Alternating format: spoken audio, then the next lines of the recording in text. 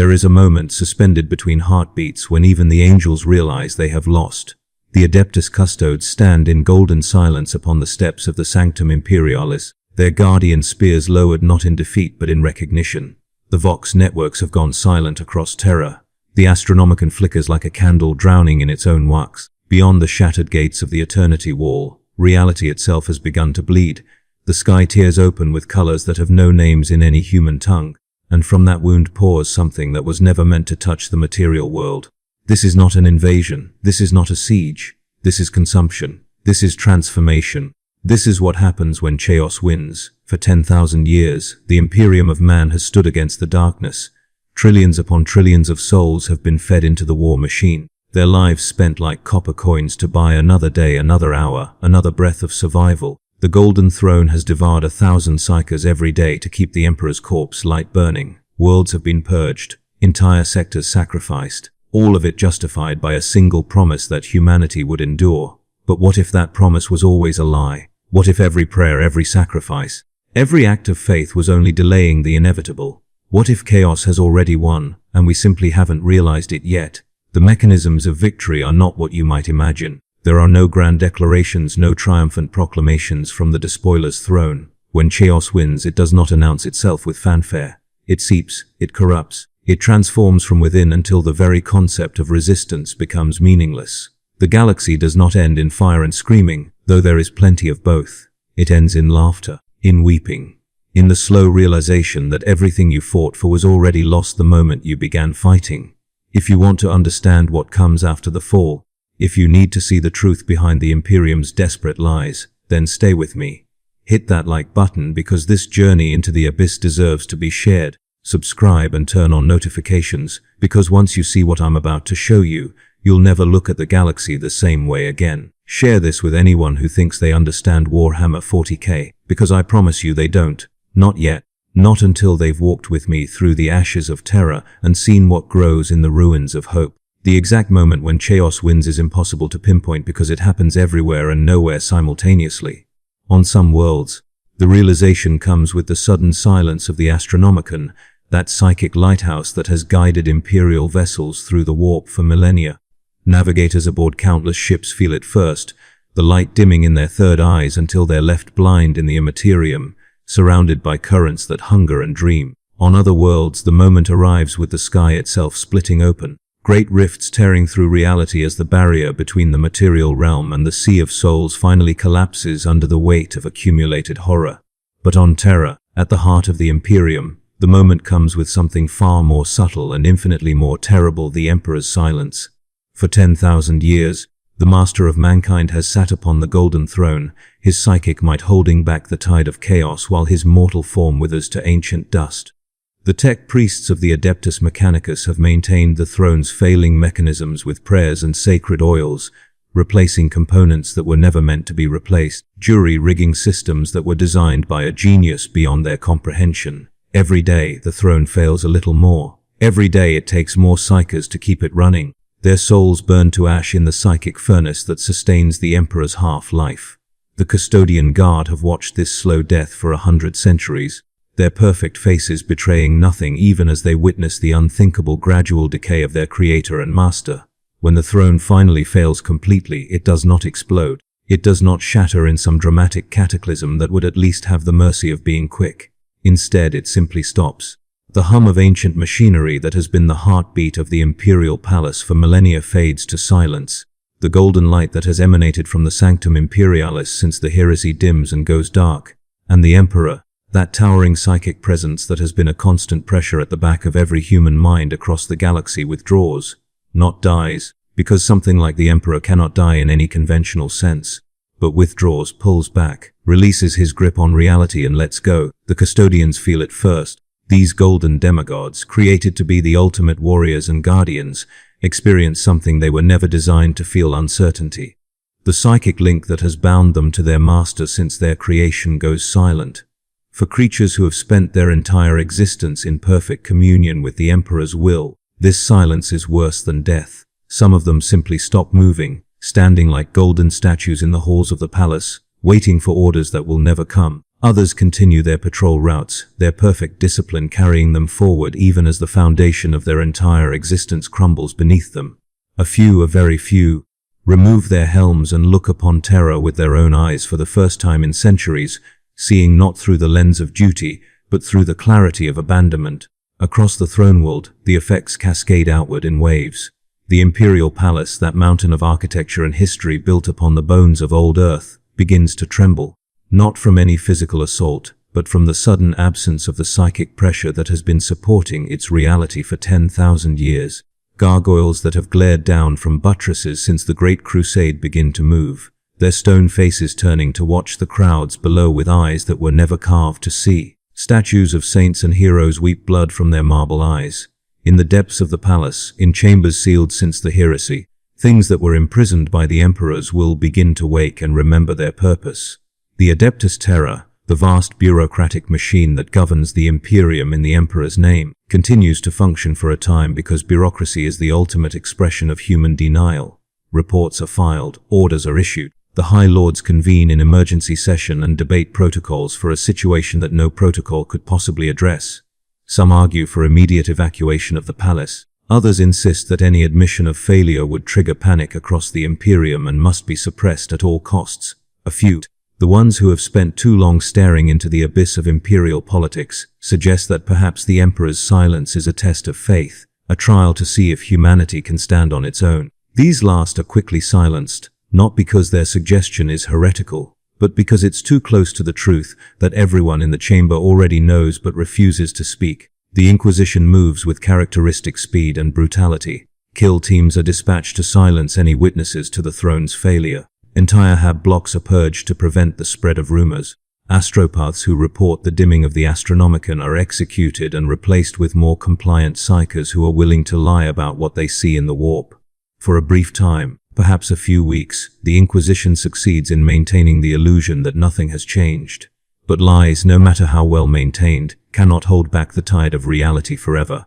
And reality, in the absence of the Emperor's will, has become a very flexible thing. The first true sign of victory for chaos comes not on Terra but on the worlds surrounding the Eye of Terra. These planets, long besieged by the forces of the archenemy, have held out through a combination of military might and sheer bloody-minded faith. But when the Astronomican fails, when the Emperor's light winks out like a candle in a storm, that faith collapses. Guardsmen who have held the line for years suddenly see the futility of their struggle. Commissars execute deserters by the thousands, but the executions only spread the despair faster. What is the point of dying for the Emperor when the Emperor is gone? What is the point of faith when the object of that faith has abandoned you? On the fortress world of Kydia, that eternal bulwark against chaos, the fall comes quickly. The Cadian shock troops, among the finest soldiers in the Imperium, continue to fight because fighting is what Cadians do. But their prayers go unanswered. Their litanies of hate ring hollow when the Chaos fleet descends from orbit, expecting the usual fierce resistance. They find instead a world that has already surrendered in its soul even if its body still fights. The battle for Cadia's final stronghold lasts 3 days instead of 3 months. When the Black Legion finally breaches the Casa walls, they find defenders who fight with the mechanical precision of training, but without the fire of conviction. The last Cadian general dies with his prayer to the Emperor incomplete, the words dying on his lips as he realizes there's no one listening on the other end. But even as worlds fall and sectors burn, the true horror of chaos victory is not in the military defeats. It's in the transformations. On Armageddon, a hive world that has repelled 3 orc invasions and countless chaos incursions, the citizens begin to change. It starts small. A worker in Manufactorum 7 develops a third eye in the center of his forehead and discovers he can see the future, all possible futures, branching out before him in an infinite fractal of choice and consequence. He goes mad within hours, screaming about the futility of every decision, and throws himself into the plasma forges. But before he dies, 300 other workers see his visions reflected in the molten metal and they too begin to change. Within a week, entire hab levels are quarantined. Within a month, the quarantine is meaningless because the change has spread beyond any hope of containment. On the cardinal world of Ophelia VC, the Ecclesiarchy's greatest stronghold outside Terra, the changes take a different form. The saint whose bones are kept in the holiest shrine begins to speak. At first, the priests believe this is a miracle, a sign that the Emperor still watches over his faithful. They gather to hear the wisdom of the saint. kneeling in the candlelit darkness as words that have not been spoken for 3,000 years echo through the cathedral. But the words are wrong. They speak of freedom from duty, of liberation from service, of the joy that comes from embracing desire rather than denying it. When the priests try to flee, they find the cathedral doors have sealed themselves. When they try to silence the speaking bones, they find their hands moving of their own accord, drawing knives and turning them on their own flesh, carving prayers to new gods into their arms and chests. The pattern repeats across the Imperium with variations as infinite as the Chaos gods themselves. On Forge worlds, the Adeptus Mechanicus finds their blessed machines developing a hunger that oil and electricity cannot satisfy. On Agri worlds, the crops that feed billions twist into new forms, their fruit carrying visions and madness to those who eat them. On civilized worlds, the carefully maintained social orders collapse as citizens discover that rules and laws are merely suggestions when reality itself has become negotiable. The Imperium does not fall to a single catastrophic blow. It unravels thread by thread, world by world, soul by soul. And through it all in the warp, the four great powers watch and laugh and scheme. Khorne counts the skulls piling up as order collapses into violence. Tench savors the infinite possibilities unleashing as the rigid structure of imperial society shatters. Nurgle embraces the decay and transformation, welcoming each fallen world into his garden of delights. Slaanesh feeds on the despair and excess, growing stronger with every soul that abandons restraint and surrenders to sensation. They do not coordinate their victory. They do not need to. Chaos is not an army or an empire. It is a force of nature as inevitable as entropy, and just as impossible to resist once the barriers fall. On Terra, the Golden Palace continues to stand even as the world around it transforms. The Custodian Guard maintains their vigil, though they know not what they guard anymore. In the throne room, the Emperor's body sits withered and ancient upon a chair that no longer functions, fed by machines that no longer matter. Some of the custodians believe he is merely sleeping, gathering his strength for one final battle. Others believe he has transcended, ascending to some higher plane of existence beyond the need for physical form.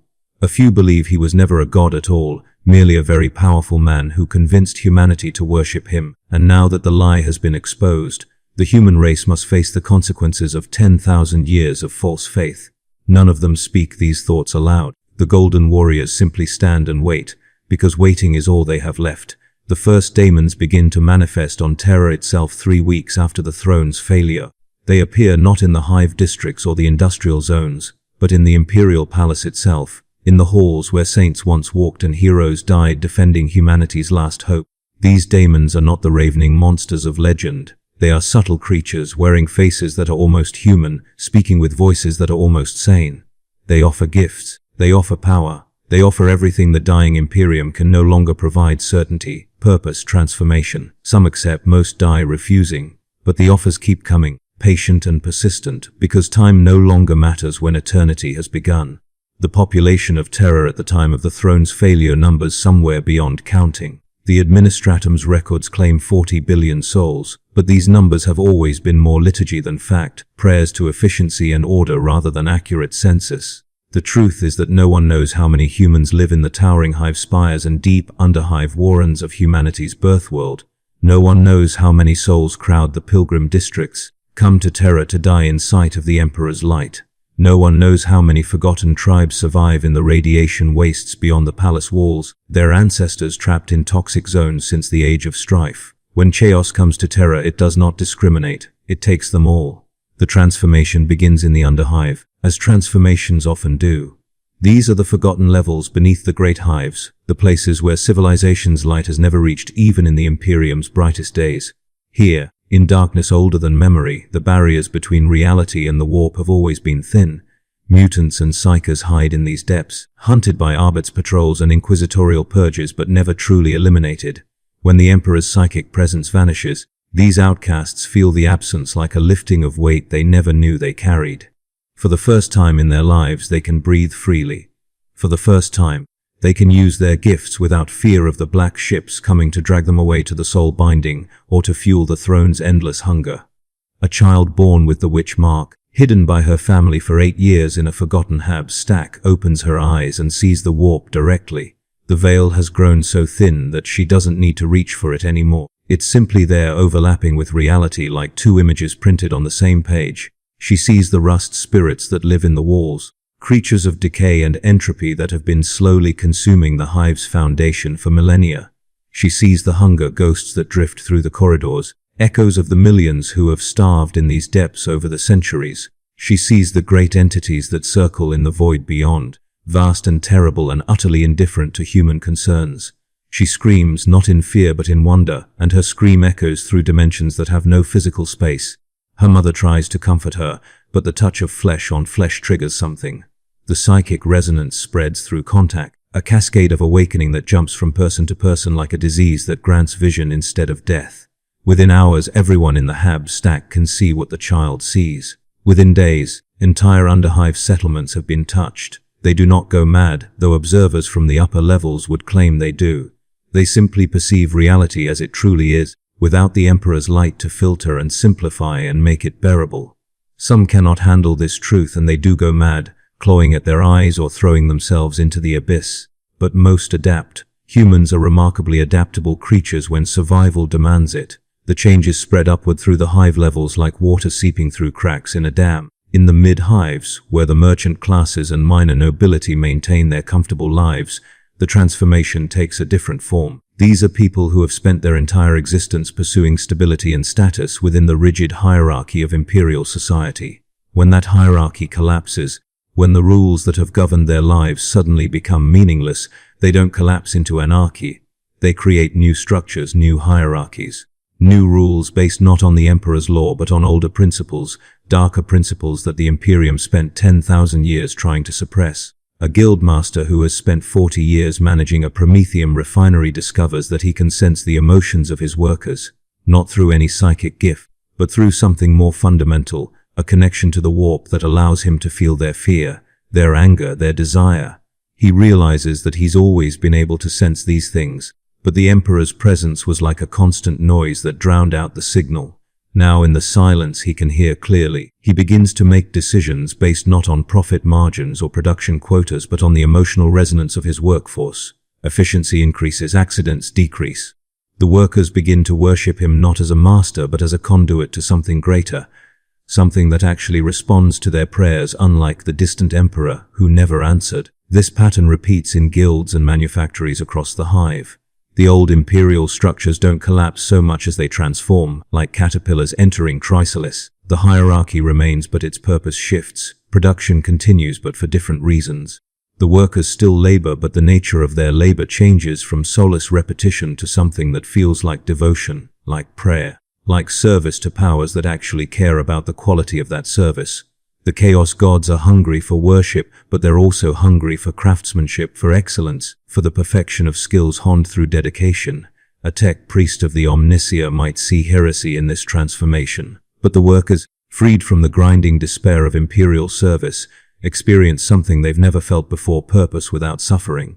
In the noble spires atop the hives, among the aristocracy who have ruled Terra in the Emperor's name for 100 generations, the response to the throne's failure is predictably complex. These are families whose bloodlines have been carefully managed for millennia, their genetics shaped by controlled breeding programs to maintain purity and strengthen psychic potential. They have access to resources and information that common citizens cannot imagine. They know things about the Imperium's history that have been redacted from all official records, and many of them have been preparing for the Emperor's fall for far longer than they would ever admit.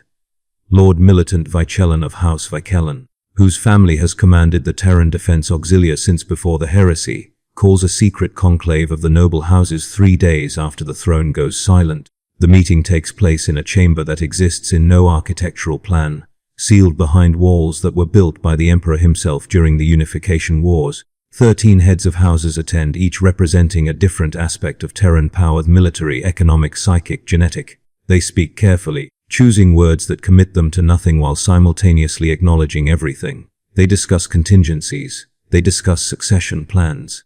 They discuss what form governance might take in the absence of the Emperor's direct rule. What they do not discuss, because it doesn't need to be said, is that most of them have been in contact with forces beyond the Imperium for centuries, making deals and arrangements against precisely this eventuality. Lady Nasara of House Nasara, whose family controls the majority of Terra's water supply, stands and speaks a truth that everyone in the chamber already knows but has been afraid to voice. The Emperor is gone. The Imperium as it existed is finished. The choice before them is not whether to resist chaos or surrender to it. That binary thinking is itself a product of imperial propaganda. The real choice is whether to be consumed by the coming transformation or to ride it, to use it, to shape it into forms that preserve what they value while discarding what was always unsustainable. She speaks of the chaos gods not as evil entities but as forces of nature, like gravity or entropy, that can be understood and worked with if one is willing to abandon childish notions of good and evil. Her words would have gotten her executed by the Inquisition a month ago. Today they receive thoughtful nods from every head in the chamber. The nobility's transformation is the most subtle and perhaps the most complete. They do not grow horns or sprout tentacles. They do not descend into screaming madness or violent excess. They simply stop pretending to be something they never truly were. The aristocracy of Terra has always been corrupt, always been self-serving, always been willing to sacrifice millions for their own benefit. The difference now is that they no longer have to hide behind the Emperor's laws and the Ecclesiarchy's prayers. They can exercise their power openly, honestly, without the burden of hypocrisy. Some of them even find this liberating. Honest tyranny, they discover, is far less exhausting than maintaining the pretense of benevolence.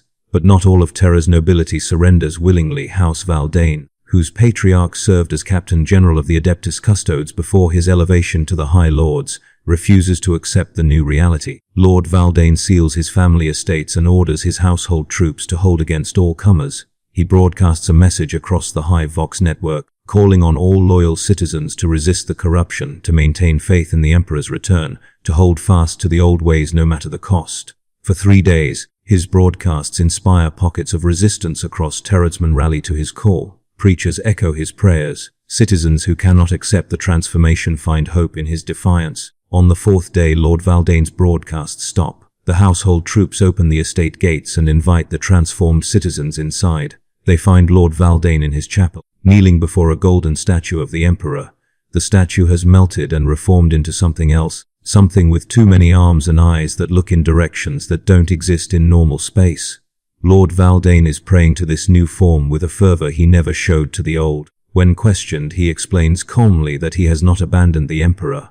He has simply recognized the Emperor's true nature, freed from the prison of the throne and the limitations of the material form. The Emperor was always a god, he insists, but he was the wrong kind of god, a god trying to deny his own divinity.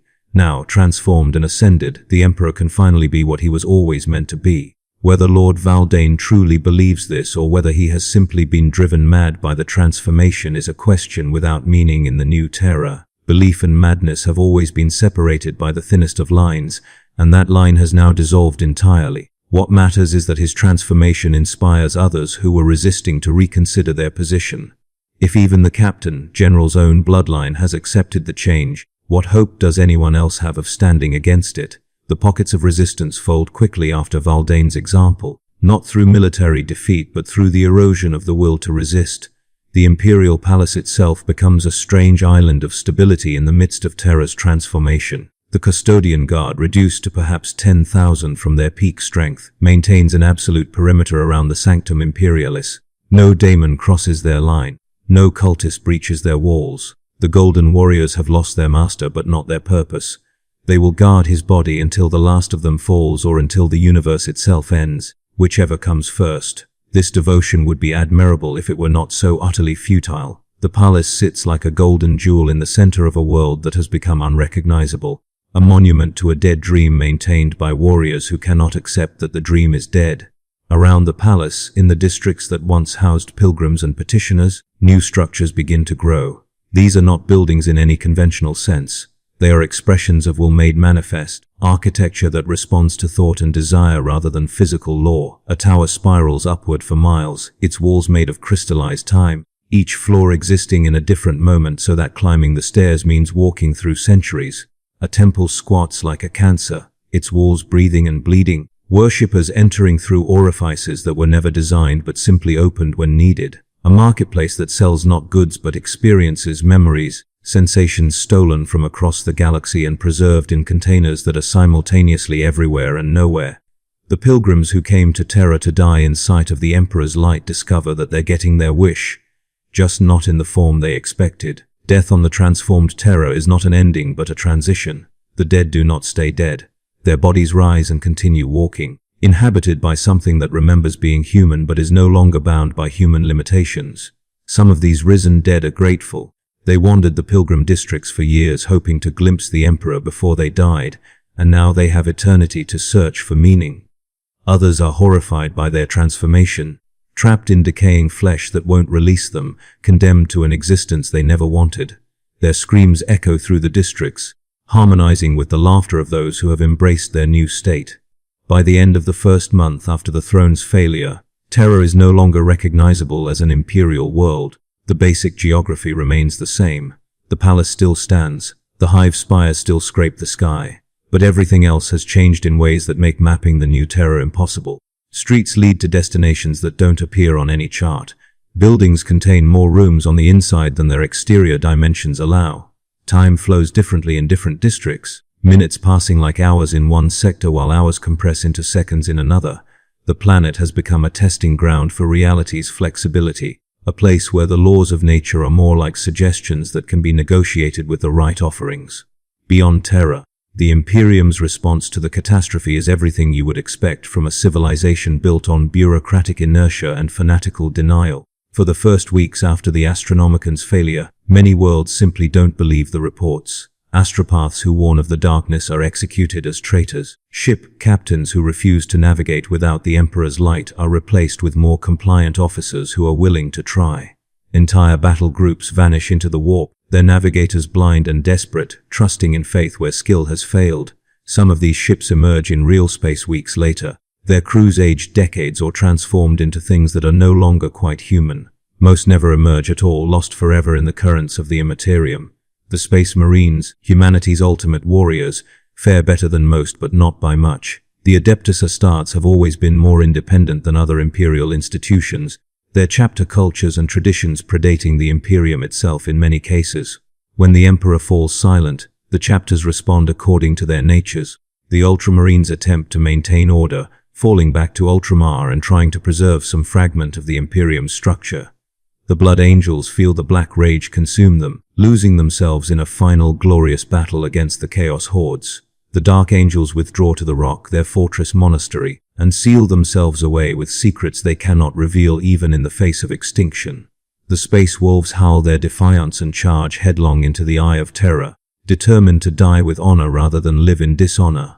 But it's the chapters that were already touched by chaos that experience the most interesting transformations. The Blood Ravens, who have always been suspected of having traitor genie seed, discover that their suspicions were correct, and that this is not the curse they feared but a gift they never asked for. Their librarians find they can suddenly access psychic powers that were previously beyond their reach. Their visions, always clouded and uncertain, become crystal clear. They see the threads of fate stretching across the galaxy, and they see that every thread leads to the same destination: transformation. Some of the Blood Ravens resist this knowledge, clinging to their loyalty to the Emperor even as the evidence of his abandonment becomes overwhelming. Others embrace it, reasoning that loyalty to a corpse is no virtue and that survival requires adaptation. The Thousand Sons who fled into the Eye of Terror after the Horus Heresy emerge now with something like vindication in their dusty hearts. Magnus the Red, their daemon primarch, has spent 10,000 years insisting that the Emperor was wrong to ban psychic research and that the pursuit of knowledge was worth any cost. Now, with the Emperor's empire collapsing and the strict prohibitions of the old order dissolving, the Thousand Sons find themselves in a galaxy that's finally ready to listen. They descend on forge worlds and library planets not to destroy but to teach. They offer knowledge, they offer power. They offer the truth that the Imperium spent centuries trying to suppress, that the warp is not inherently evil, merely dangerous, and that danger can be mastered with proper understanding. Not every Space Marine chapter falls to chaos, of course. The Imperial Fists, true to their name and nature, fortify the worlds they can hold and prepare for sieges that may last centuries. They know they cannot win, they know they cannot even truly hold, but holding is what they do, and they will hold until the last of them falls. The Salamanders retreat to Nocturne and gather the civilian populations they can save, building shelters and fortifications not to wage war but to preserve life. They remember their Primarch Vulcan's teachings about protecting the weak, and if the Imperium is too weak to protect anyone anymore, then they will do what they can with what they have. The real tragedy of the Space Marines' last stand is not in their defeats, but in their eventual realization that defeat was always inevitable. The Adeptus Astartes were created to be humanity's ultimate warriors, but warriors cannot win against a force that turns the very concept of victory into meaningless sounds. Chaos does not fight fair. It does not fight according to the rules of engagement the Space Marines were trained to follow. It corrupts, it transforms. It offers gifts that are simultaneously curses and blessings, and slowly, inexorably, even the most loyal chapters begin to fracture as individual Marines make their own choices about whether to stand and die for a dead emperor or to live and serve new masters. The Imperial Navy, that vast armada that has maintained control of the space lanes for 10 millennia, simply ceases to function as a coherent force. Without the Astronomican to guide them, naval vessels become isolated units pursuing their own missions according to their own understanding. Some admirals declare themselves independent rulers and carve out petty empires in the sectors they control. Others continue to follow the last orders they received from Terra, even when those orders are months or years out of date and no longer relevant to the tactical situation. A few, the most pragmatic or most corrupted depending on your perspective, begin negotiating with Chaos fleets for safe passage through warp storms, trading information or material in exchange for the ability to navigate without the Emperor's light. Admiral Quarren of the Battle Fleet Ultima, a woman who has served the Emperor faithfully for 70 years, makes a decision that epitomizes the Imperium's collapse. Her fleet is stranded in the Goal Stars, cut off from Imperial supply lines and surrounded by Xenos threats. Her navigators are blind. Her astropaths are receiving only screams from the warp.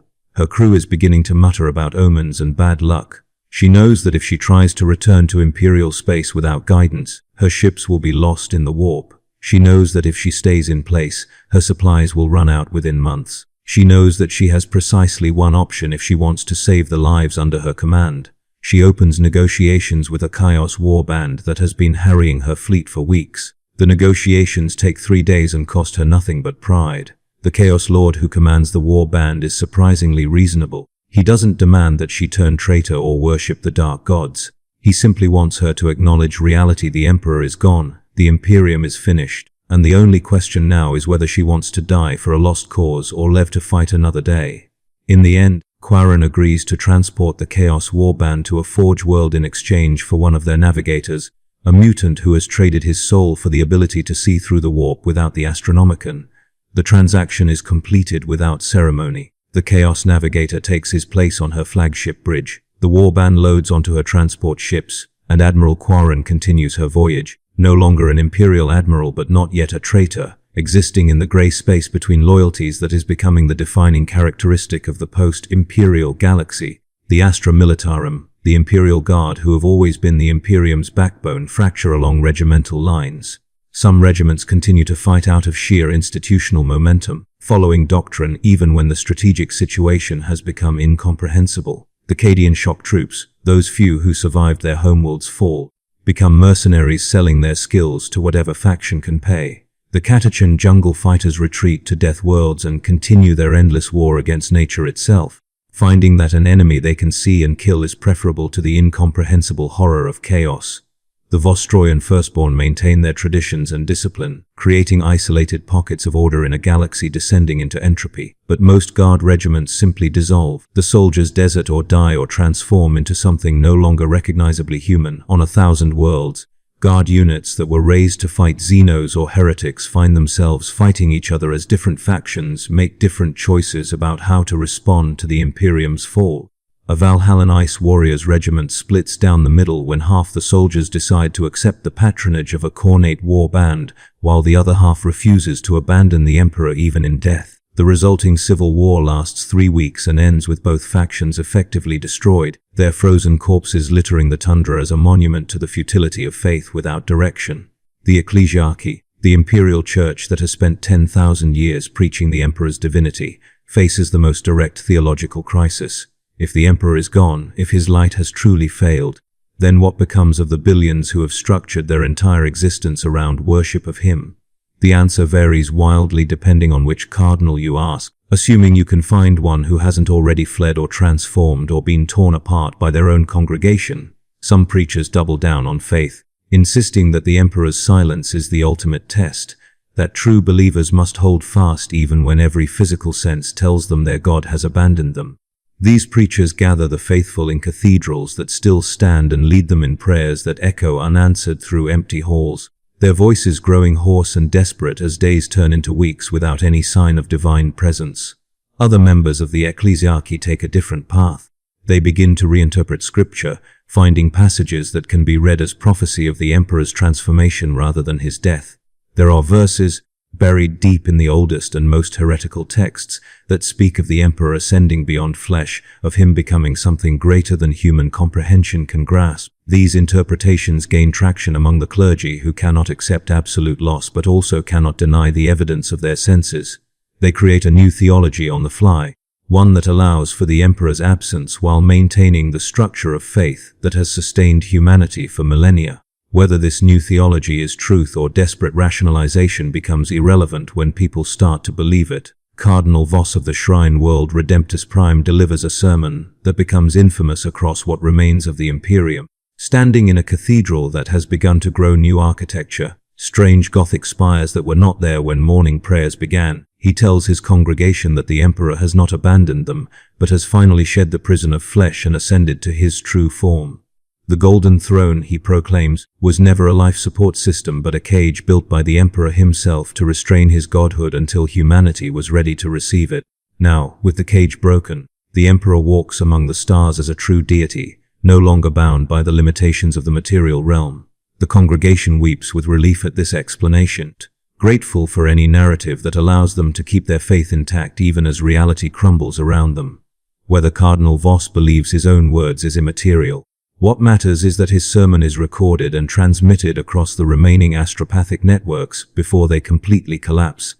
Other cardinals pick up the theme and elaborate on it. Within months, a new orthodoxy has emerged, one that worships not the corpse emperor on Terra but the ascended emperor who exists beyond space and time. This theology is heretical by every standard the ecclesiarchy has maintained for 10,000 years, but heresy and orthodoxy have become meaningless terms when the authority that defined those terms no longer exists. The Church continues because humans need to believe in something, and if the something has changed, well, that's simply adaptation. The Adeptus Mechanicus, the tech priests of Mars, respond to the crisis with characteristic logic and entirely uncharacteristic division. For millennia, the Mechanicus has maintained that the Emperor is the Omnitia, the physical manifestation of the machine god. But the Mechanicus has also always been more independent than other imperial institutions, their treaties with Terra dating back to the Great Crusade and preserving their autonomy in ways that other organizations never achieved. When the Emperor falls silent, the Mechanicus must choose: do they maintain loyalty to the Imperium out of treaty obligations, or do they pursue their own path in accordance with the quest for knowledge that has always been their true religion? The Fabricator, General of Mars, calls a conclave of the Forge Worlds, a gathering that hasn't occurred since the Horus Heresy. The conclave debates for 17 days, each day marked by increasingly esoteric theological arguments about the nature of the Omnitia and whether his silence represents death, transformation, or transcendence. The debates become so arcane that even the tech priests themselves lose track of what they're arguing about, their binary cant devolving into pure mathematical abstractions that may or may not correspond to anything in physical reality. Finally, on the 18th day, the Fabricator General announces a decision: the Mechanicus will pursue neutrality. They will continue to honor their ancient treaties with the Imperium where those treaties can still be honored, but they will not sacrifice themselves for an empire that can no longer offer protection or resources in return. This decision fractures the Mechanicus as thoroughly as any of the other imperial institutions. Some Forge Worlds interpret neutrality as meaning they should seal themselves away and focus entirely on internal research and development. Others interpret it as permission to begin trading with any faction that has technology worth acquiring, including Chaos War bands and even Xenos races. A few, the most radical, interpret neutrality as freedom to pursue the quest for knowledge without any restrictions at all, conducting research into areas that have been forbidden since the dark age of technology. These radical Forge Worlds begin experimenting with true artificial intelligence, with weapons that think and learn and evolve, with technologies that blur the line between machine and daemon until the distinction becomes meaningless. Forge World Styges V, which has always been suspected of maintaining contact with Xenos races, comes out openly about their dealings with the Necrons. The Archmagos of Styges broadcasts a message across what remains of the Mechanicus network, explaining that the Necrons possess technologies that make even the Dark Age look primitive, and that acquiring such technologies is worth any cost. This message would have resulted in immediate exterminatus a year ago. Today it results in 3 other Forge worlds requesting introductions to the Archmagos' Necron contacts. The quest for knowledge freed from the constraints of Imperial theology accelerates beyond all previous limits. But not every Forge world embraces the new freedom. Some, particularly the oldest and most conservative, attempt to maintain the old ways. They continue to chant the litany of activation.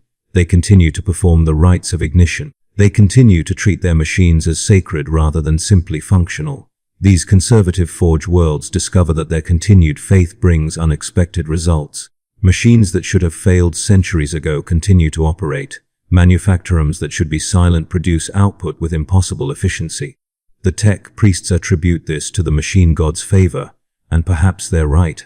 Or perhaps they've simply learned to channel warp energy through their rituals without realizing it, turning prayers into psychic commands that the machines respond to because belief shapes reality when the barriers are thin enough. The Inquisition, that secret police force that has maintained the Imperium's ideological purity for 10,000 years, faces the bitter irony of becoming the very thing they've always fought against. Inquisitors have always operated in moral gray areas, using chaos artifacts and Xenos weapons and forbidden knowledge in service of destroying those same threats. Now, with the Emperor's light gone and the Imperium collapsing, many Inquisitors discover that the tools they've been using have marked them more deeply than they realized. An Inquisitor who has carried a daemon weapon for decades finds that the weapon has been slowly corrupting him, preparing him for the moment when his faith would finally fail. An Inquisitor who has mind-wiped herself repeatedly to forget the heretical knowledge she's acquired discovers that the knowledge has been seeping back into her consciousness, and that she's been making decisions based on that knowledge without consciously realizing it. Some Inquisitors resist this corruption, burning themselves alive rather than surrender to chaos. Others rationalize their transformation, convincing themselves that using chaos against chaos is still service to humanity even if humanity no longer worships the Emperor. And a few, the most dangerous ones, embrace their transformation completely, becoming exactly what they spent their careers hunting. These fallen Inquisitors are perhaps the most effective servants chaos gains in the aftermath of the Emperor's fall, because they know every secret, every defense, every weakness of the Imperium they once served. They know where the hidden sanctums are. They know which officials can be bribed or blackmailed. They know how to destroy an entire sector's resistance with a few carefully placed rumors and a handful of well-timed assassinations. Inquisitor Covenant, who served for 80 years as a member of the Ordo Malleus hunting daemons across the Segmentum Obscurus, becomes a prophet of Chiench within weeks of the throne's failure. His transformation is not dramatic. He does not sprout horns or eyes in strange places. He simply looks at the strategic situation with the same analytical mind he's always used and concludes that resistance is irrational, chaos has won. The Emperor is gone. The only logical course of action is to negotiate the best possible terms for humanity's survival under new management. He begins using his authority and connections to broker deals between imperial governors and chaos war bands, arguing that managed transformation is preferable to violent conquest. Some call him a traitor. Others call him a pragmatist. The distinction has become meaningless. Across the galaxy, the pattern repeats endlessly with local variations. On some worlds, the transformation comes quickly and violently, reality tearing open as demonic armies pour through the cracks. On others, the change is subtle and slow, a gradual corruption that takes years to become obvious. A few worlds somehow maintain their isolation, either through luck or through the protection of powers they don't understand. These isolated holdouts convince themselves that the Imperium still stands, that the reports of Terra's fall are enemy propaganda, that surely the Emperor will send reinforcements soon. They maintain their vigil, their faith, their discipline, even as the galaxy transforms around them into something they can no longer recognize or understand. The Xenos races watch humanity's collapse with varying degrees of interest and concern. The Eldar, who have experienced their own fall and know intimately what chaos victory looks like, feel something almost like pity for humanity. Almost. The Craftworld Eldar seal themselves away and focus on survival, knowing that human transformation will likely accelerate the galaxy's decline into entropy. The Dark Eldar of Comorai, by contrast, see opportunity. Chaos's victory over humanity means the Imperial Navy will no longer hunt their raiding parties, means new markets for slaves and suffering, means the possibility of expanding their realm. The Drukhari begin raiding human worlds with impunity, finding that the transformed populations make poor slaves but excellent sources of exotic torments. The Orcs, blessed with the inability to worry about philosophical implications, find the new galaxy absolutely fantastic. More fighting, more enemies, more opportunities to prove which Orc is the biggest and strongest. The fact that reality itself has become unstable just makes things more interesting. An Orc warboss who charges into battle against a Chaos warband doesn't care about the theological implications of the Imperium's fall. He cares that the Chaos Marines are tough opponents who put up a good fight. When he wins, he takes their skulls and weapons as trophies. When he loses, well, he had a good time dying. The Orcs, in their simple way, may be the most well-adjusted species to the post-Imperial galaxy. The Tor Empire, those naive newcomers to the galaxy's horrors, initially see the Imperium's collapse as vindication of their philosophy. The greater good they proclaim is clearly superior to the Imperial cult. Humanity's fall proves that their authoritarian theocracy was unsustainable, and that the Tau's more enlightened civilization will naturally expand to fill the void. This confidence lasts approximately 6 months until chaos corruption begins appearing among the Tor themselves. The Ethereals discover that their mind control pheromones make them uniquely vulnerable to warp influence, their psychic presence attracting demonic attention like blood in the water. The Tau's optimistic rationalism offers no defense against entities that violate every principle of rational thought. Within a year, the Tor Empire has sealed its borders and stopped expanding, focused entirely on internal purges and desperate research into how to fight an enemy that shouldn't exist according to their scientific understanding of the universe. The Necrons, those ancient soulless machines, initially pay no attention to humanity's transformation. They have their own priorities, their own wars against the C'tan, and their own plans for galactic domination. But as Chaos's influence spreads and reality becomes increasingly unstable, even the Necrons begin to take notice. The warp's corruption interferes with their technology. The laws of physics they've spent 60 million years mastering no longer operate consistently. Worst of all, the increasing warp presence threatens to tear down the barriers between real space and the Imperium entirely, which would undo everything the Necrons have been working toward. Some Necron dynasties begin actively fighting Chaos incursions, not out of any concern for organic life but out of pure self-interest. A galaxy consumed by Chaos is a galaxy where the Necrons cannot rule, and that is simply unacceptable. The Terranids that extragalactic swarm present the most interesting case. The hive mind has been advancing through the galaxy, consuming biomass and transforming it into more Terranids.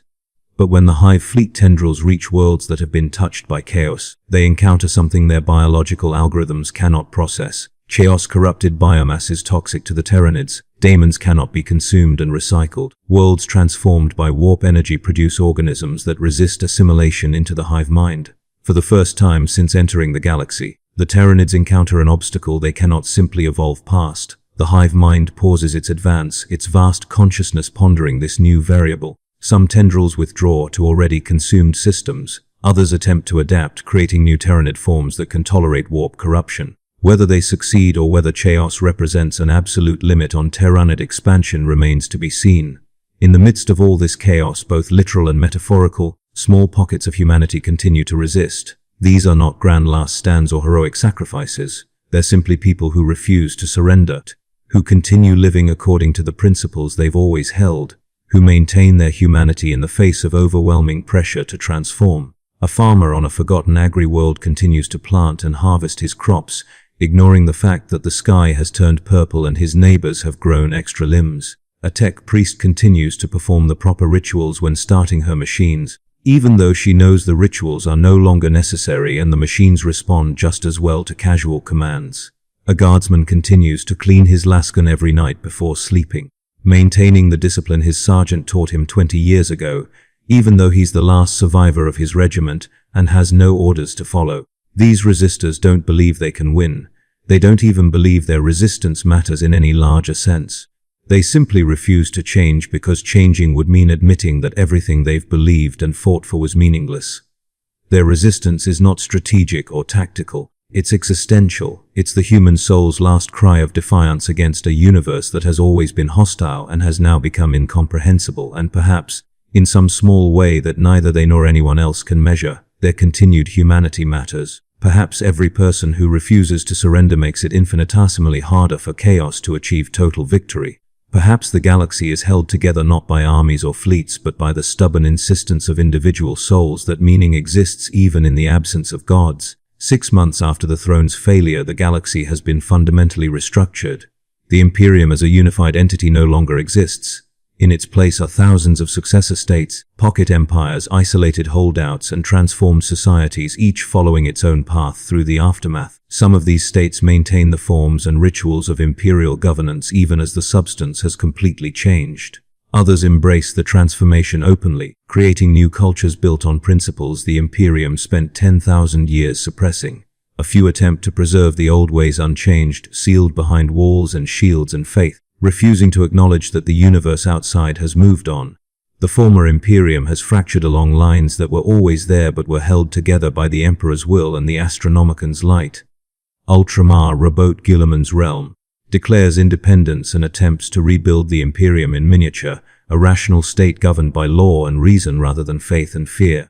Whether Guilliman himself has fallen to chaos or transcended it, or simply accepted that adaptation is necessary for survival, becomes a subject of theological debate that no one can definitively answer. The Primarch statements are carefully neutral, acknowledging the Emperor's absence but not declaring new allegiances. Ultramar welcomes refugees from across the former Imperium, human and posthuman alike, as long as they're willing to work and contribute to the new order. In the Segmentum Obscurus, where the Eye of Terra has expanded to consume dozens of systems, a new civilization emerges that openly worships the Chaos gods but attempts to do so in an organized, rational manner. This sounds like a contradiction, and perhaps it is, but the people who build this civilization don't see it that way. They argue that the Chaos gods are real, powerful entities who respond to worship and sacrifice, and that denying this reality was the Imperium's greatest mistake. Better to acknowledge the truth and negotiate with the gods from a position of honesty than to pretend they don't exist and be surprised when they destroy you. Whether this rationalized chaos worship is any better than the alternative is debatable, but at least the people practicing it go into damnation with their eyes open. The civilization that emerges in the Obscurus builds temples to all 4 chaos gods, carefully balanced to avoid favoring any one over the others. They establish rituals and protocols for channeling warp energy safely, or as safely as such things can be done. They create a new priesthood trained in managing daemonic incursions and negotiating with entities that should not be negotiated with. It's a society built on a foundation of controlled madness, and the fact that it functions at all is remarkable. The fact that it functions better than many imperial worlds did under the Emperor's rule is either deeply ironic or a damning indictment of the Imperium's governance, depending on your philosophical perspective. On the eastern fringe, beyond the Tor Empire and bordering the regions where Tyrannid hive fleets have been active, a coalition of human worlds and xeno-species forms what they call the Fringe Alliance. This alliance would have been the grossest heresy under imperial law, humans cooperating with aliens as equals rather than exterminating them or exploiting them.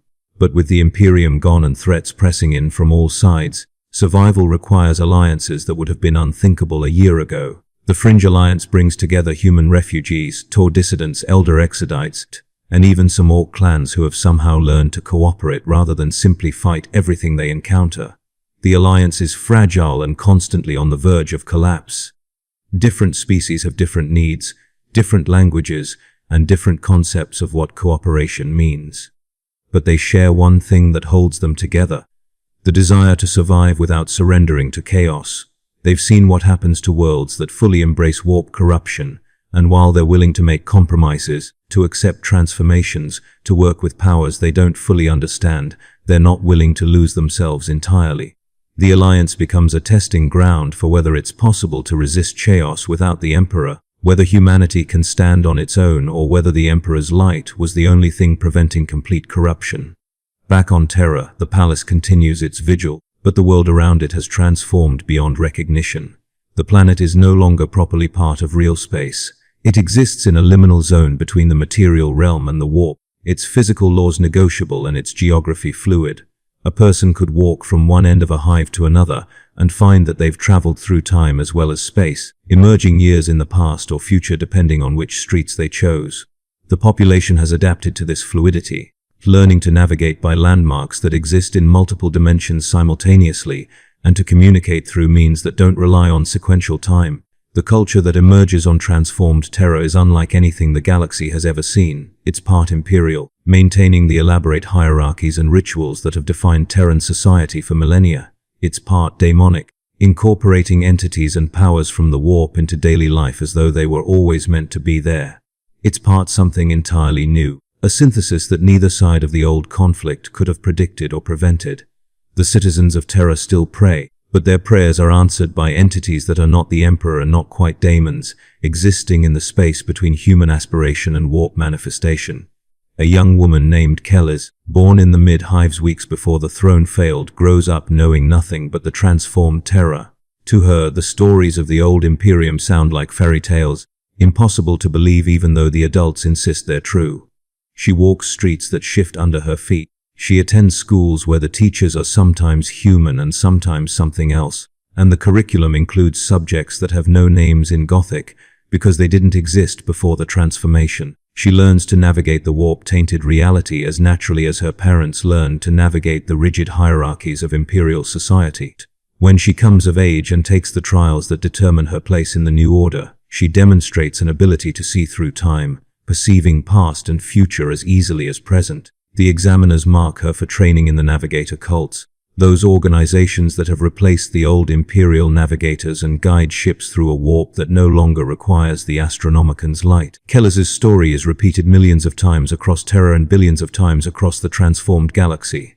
An entire generation grows up knowing only the post-Imperial reality, and to them this reality is normal. The stories of the Emperor and the Imperium become mythology, tales told to children before sleep but not really believed by anyone except the very old who remember the time before. This might be the Chaos God's ultimate victory, not the destruction of the Imperium but its replacement by something that makes the Imperium seem like a historical curiosity, a failed experiment in denying reality that was always doomed to collapse. But mythology has power, especially in a reality where belief shapes the physical world. The Emperor may be gone from his throne, but the idea of the Emperor persists in the prayers of billions who cannot accept his absence.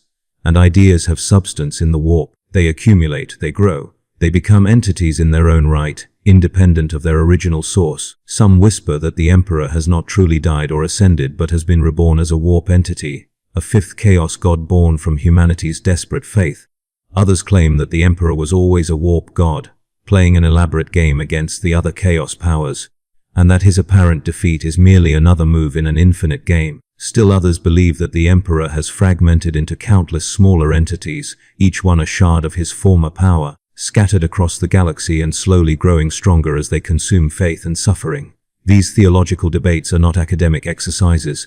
In a reality where belief has power, what people believe about the Emperor determines what the Emperor becomes.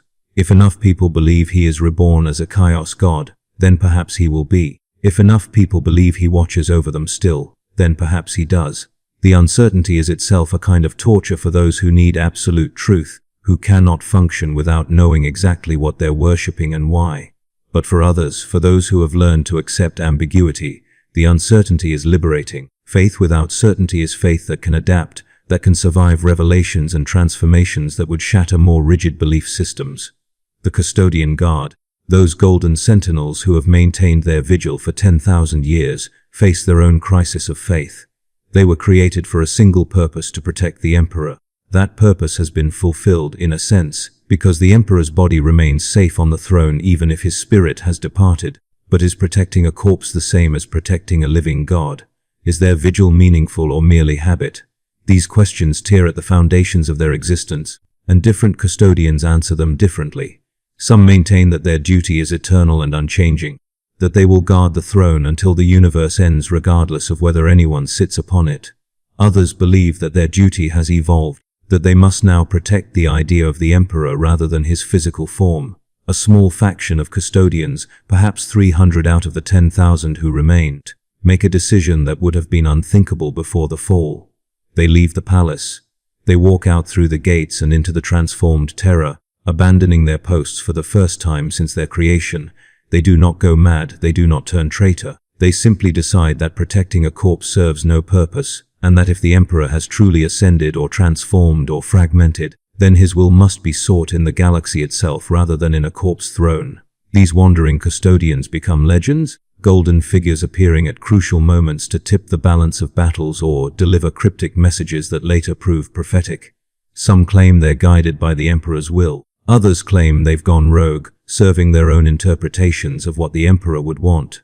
The truth is probably somewhere in between or beyond such simple categories. The material infrastructure of the Imperium continues to function in many places, though its purpose has changed. The manufactorums still produce weapons and armor, but not necessarily for Imperial forces because Imperial forces no longer exist in any unified sense.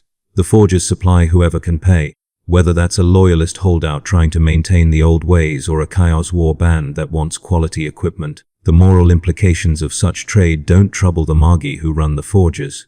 They're following the strictest possible interpretation of their machine cult beliefs. Machines exist to produce, and producing for Chaos is no different from producing for the Imperium as long as the sacred protocols are followed.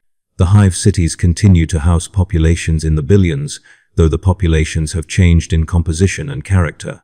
Where once there were hab levels stacked vertically with clear hierarchies of wealth and power, now there are districts that exist in multiple dimensions simultaneously. Neighborhoods where the wealthy and the poor occupy the same physical space but in different temporal layers. A noble might live in a hab unit that exists in the building's past, when it was newly constructed and beautiful, while a worker inhabits the same space in the present, where the walls are rust and the air is poison. They never interact because they're living in different times, but they share the same location, and occasionally the temporal barriers, thin enough that they catch glimpses of each other. This new architecture, this fluid reality, creates opportunities and dangers that the old Imperium never faced. A thief could rob a house by stepping sideways through time, entering when the doors were unlocked in the past and leaving with treasures before the present. Day occupant even knows they're gone. A murderer could kill someone by erasing them from a specific temporal layer, causing them to never have existed in that particular moment. The law enforcement organizations that emerge to handle such crimes are nothing like the old arbits. They're temporal investigators, psychers trained to perceive and manipulate the threads of causality, operating by principles that would have been called sorcery under Imperial law but are now simply considered specialized skills. The economy of the transformed galaxy operates on principles that would baffle any Imperial administrator trained in the old ways. Currency still exists, but it's not the Imperial throne, Gelt, anymore. Different regions use different currencies, some based on precious metals or manufactured goods, others based on more abstract concepts like promises or memories or potential futures. Trade caravans that once moved through the warp with navigator guidance now travel along ley lines of stabilized reality, routes that have been mapped by trial and error to avoid the worst of the warp storms. These caravans carry goods and information and refugees, moving between the scattered remnants of human civilization and tying them together into something that's not quite an empire but not quite separate states either. Pirates and raiders thrive in this new environment. Without the Imperial Navy to patrol the space lanes, without the Adeptus Arbits to maintain order, violence becomes a viable economic strategy for anyone with the ships and weapons to pull it off. Some of these pirates are simply criminals, taking advantage of the chaos to enrich themselves. Others style themselves as freedom fighters, claiming they're liberating worlds from local tyrants or rescuing populations from chaos corruption. The distinction is often meaningless from the perspective of the victims, who find themselves robbed and killed regardless of the philosophical justification. The concept of ownership itself becomes complicated in a reality where time and space are no longer reliable constants. If a person owns a house in the present but someone else owned it in the past, and both temporal layers exist simultaneously, then who has the rightful claim? If a merchant sells goods that will exist in the future but haven't been manufactured yet, is that a legitimate transaction or fraud? The legal systems that emerge to handle such questions are baroque and contradictory, varying wildly from one region to another, but they function after a fashion because humans are remarkably good at creating order even out of chaos. Slavery, which the Imperium always practiced but rarely acknowledged, becomes more open and systematic in some regions while being abolished in others.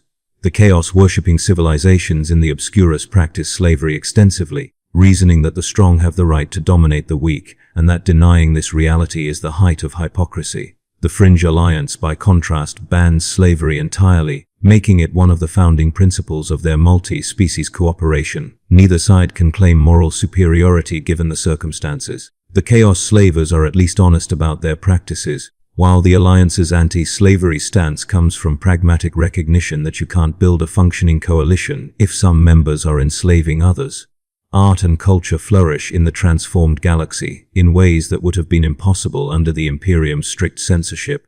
Without the ecclesiarchy to dictate what forms of expression are acceptable, artists explore themes and mediums that were previously forbidden. Music that incorporates warp harmonics, paintings that exist in multiple dimensions simultaneously, sculptures that change form based on the observer's emotional state, literature that writes itself differently for each reader based on their subconscious desires. This artistic explosion is not merely decorative. In a reality shaped by belief and perception, art becomes a form of reality crafting, a way to impose structure and meaning on a universe that has lost its old certainties. But this freedom comes with costs.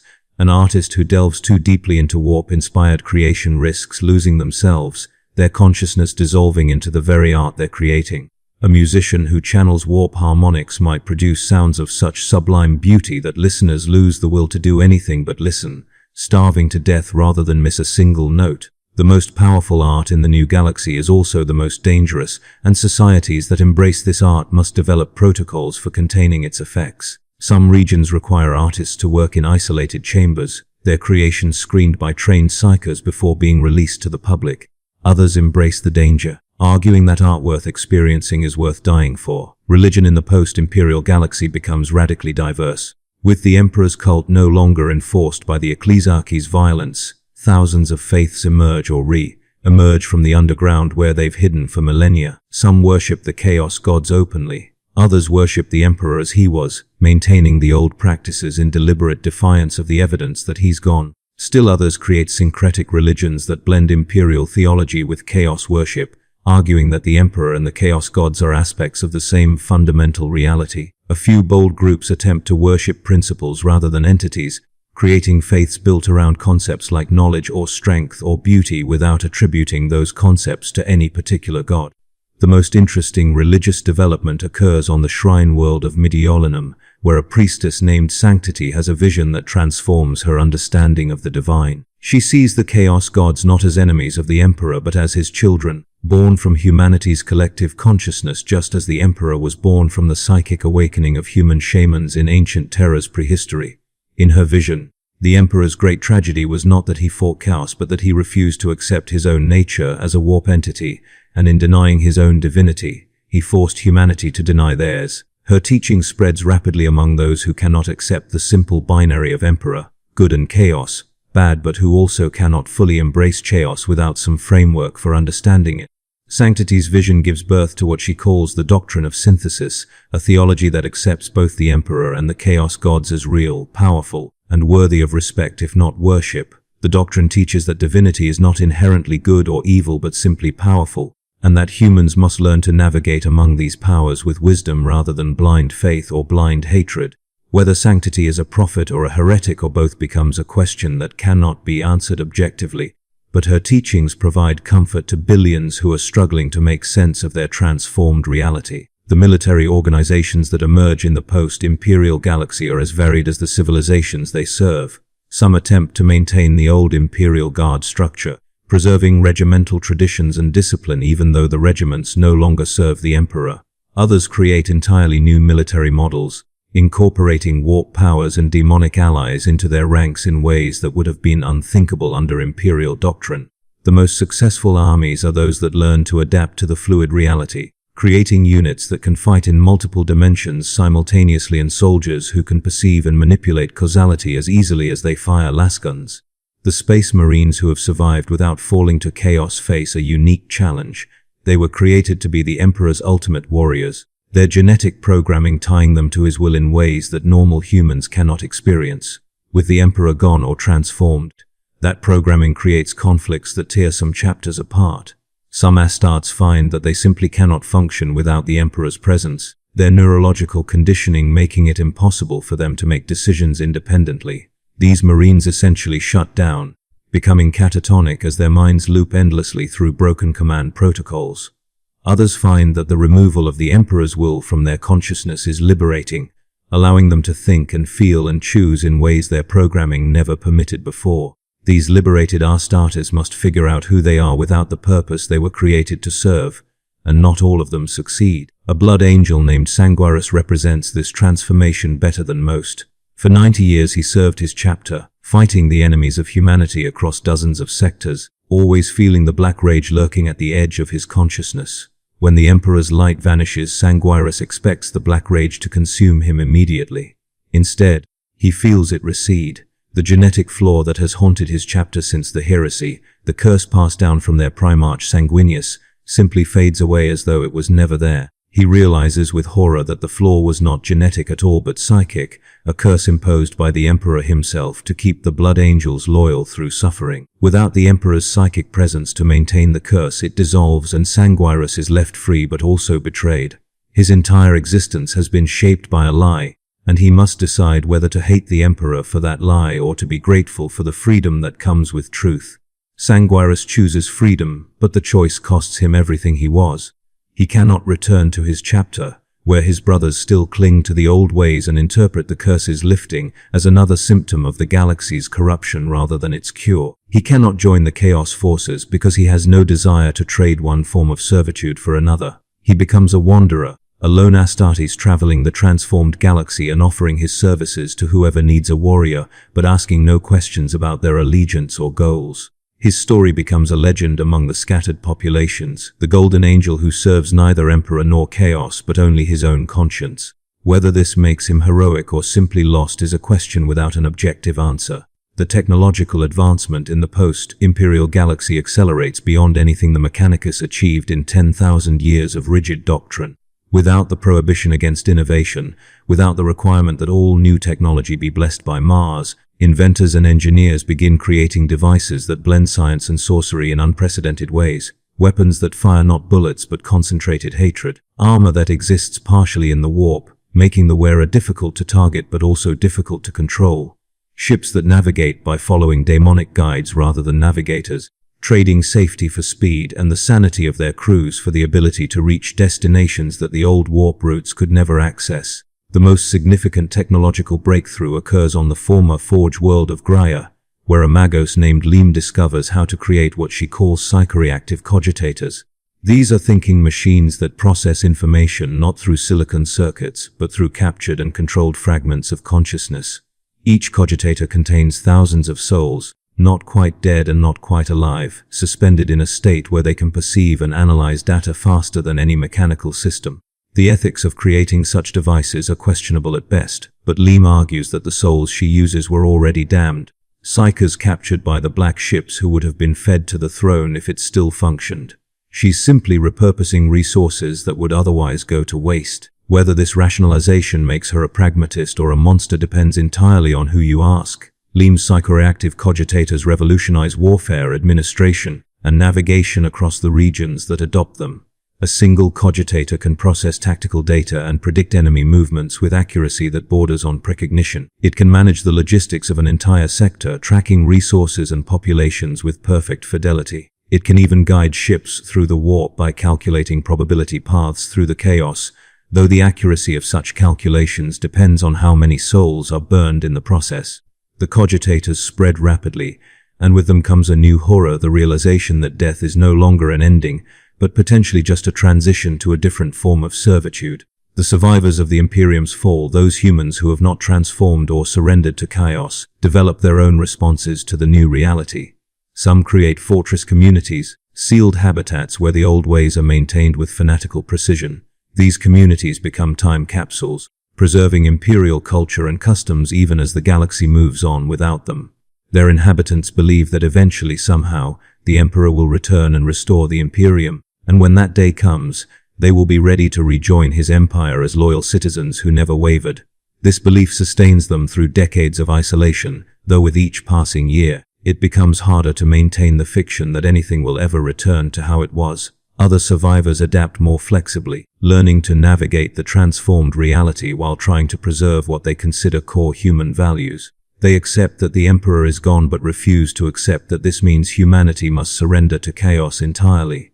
These communities experiment with new forms of governance, new philosophies, new relationships with the warp that acknowledge its power without worshipping it. Some succeed in creating stable societies that resist corruption while still functioning in the new galaxy. Others fail spectacularly. their experiments ending in demonic possession or civil war or simple dissolution as people realize that maintaining humanity requires more effort than surrendering it.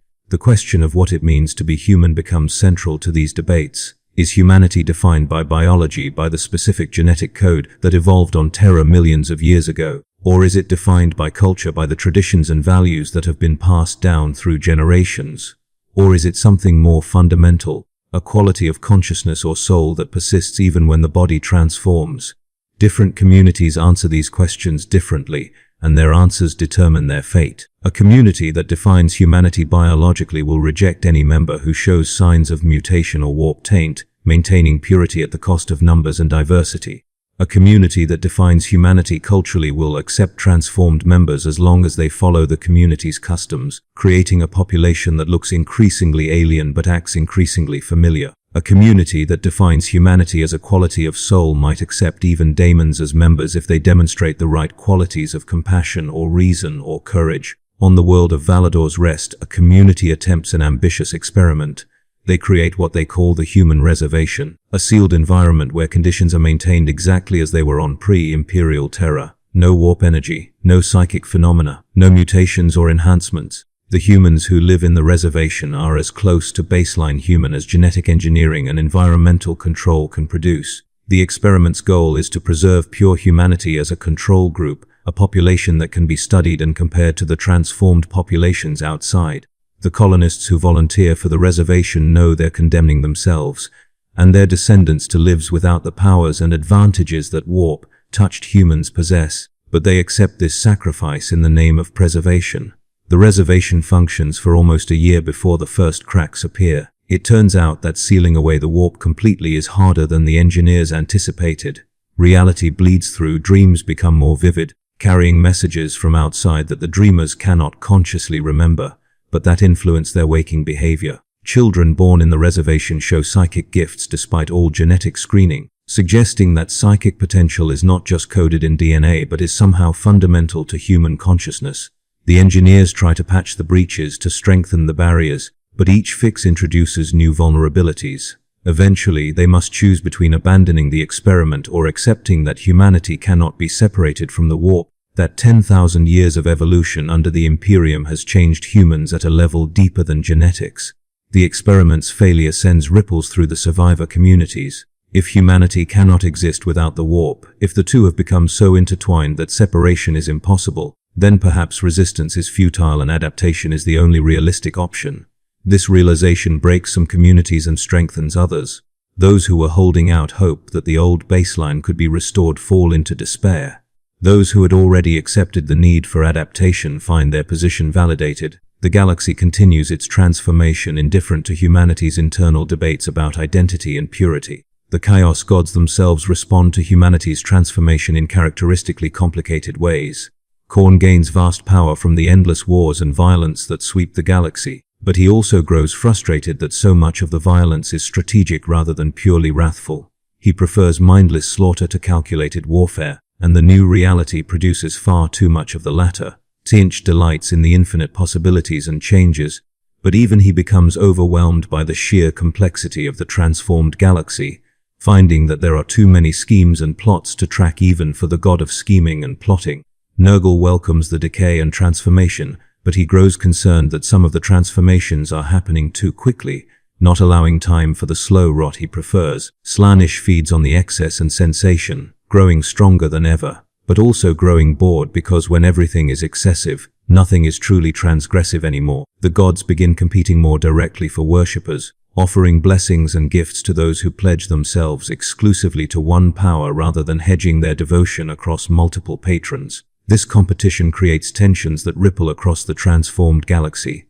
Followers of Khorne raid followers of Slaanesh, viewing their focus on sensation as weakness. Followers of Tzeentch manipulate followers of Nurgle, viewing their acceptance of stagnation as wasted potential. The Chaos Gods have always competed, but without the Imperium to unite them against a common enemy, their competition intensifies into something approaching civil war. This divine conflict produces strange alliances among their mortal followers. A Khornate warband might temporarily ally with an Imperial holdout to fight against Tzeentchian cultists, reasoning that martial honor transcends the old Emperor versus Chaos divide. A Nurglite plague cult might cooperate with a Mechanicus forge to spread disease through technological vectors, creating bio-machines that serve both the Plague Father and the Omnissiah. These alliances never last long because the fundamental natures of the factions involved are too different to sustain cooperation, but they happen often enough to blur the already confused battle lines of the post-Imperial galaxy. The greatest irony of Chaos Victory is that it brings not the eternal war and suffering that many feared, but a kind of brutal stability. The galaxy has always been a horrific place to live, filled with violence and oppression and suffering beyond measure. The Imperium pretended to offer protection and order, but that protection came at the cost of grinding poverty for trillions, and that order required constant violence to maintain. The post-Imperial galaxy is more openly chaotic, but for many people life is not substantially worse than it was under the Emperor. They still work brutal hours in dangerous conditions. They still live in fear of powers beyond their comprehension. They still die in vast numbers from war and disease and simple neglect. The difference is that now there's no pretense that any of this serves a greater good, and that honesty is either liberating or devastating depending on your perspective. Some regions of the transformed galaxy actually experience improvements in living conditions. Without the Imperium's crushing taxation and mandatory tithes, local populations have more resources to devote to their own needs. Without the Ecclesiarchy's restrictions on technology and innovation, regions that have access to skilled engineers can develop better infrastructure. Without the constant threat of inquisitorial purges, people can experiment with different forms of social organization and find systems that work better for their specific circumstances. These improved regions are exceptions rather than the rule, but they exist, and their existence raises uncomfortable questions about whether the Imperium was ever truly necessary, or whether it was simply one possible response to the galaxy's horrors, and not necessarily the best one. The transformation also enables forms of cooperation that were impossible under Imperial law. Human psychers who would have been hunted and killed or fed to the throne now work openly alongside their non-psychic neighbors, their powers valued rather than feared. Mutants who would have been purged integrate into communities that accept them for their abilities rather than condemning them for their differences. Even abumans like Ogrins and Ratlings, who were barely tolerated in the Imperium, find regions where they're treated as equals rather than disposable assets. The galaxy becomes more diverse, more chaotic, but also in some ways more free than it has been in 10,000 years. But freedom without structure can be as oppressive as tyranny, and many humans discover that they cannot function without the clear hierarchies and absolute certainties the Imperium provided. These people drift toward the most authoritarian of the new powers, seeking masters who will tell them what to do and what to believe. Some pledge themselves to Chaos Lords who rule through fear and violence.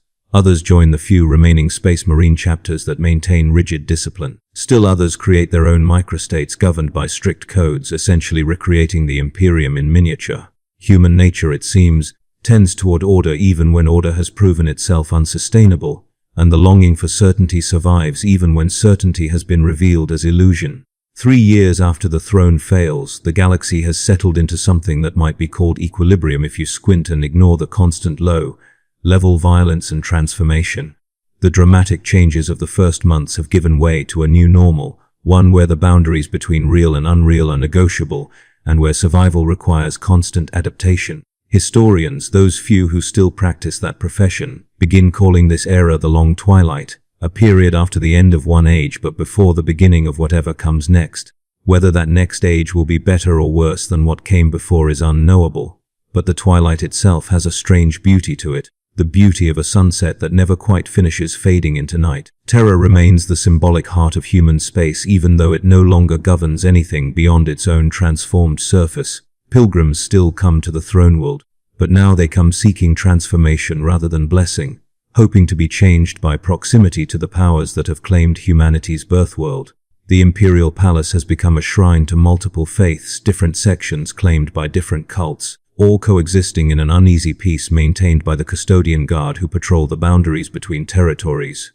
The custodians no longer pretend to understand their purpose, but they continue their vigil because it gives structure to existence that otherwise lacks any meaning.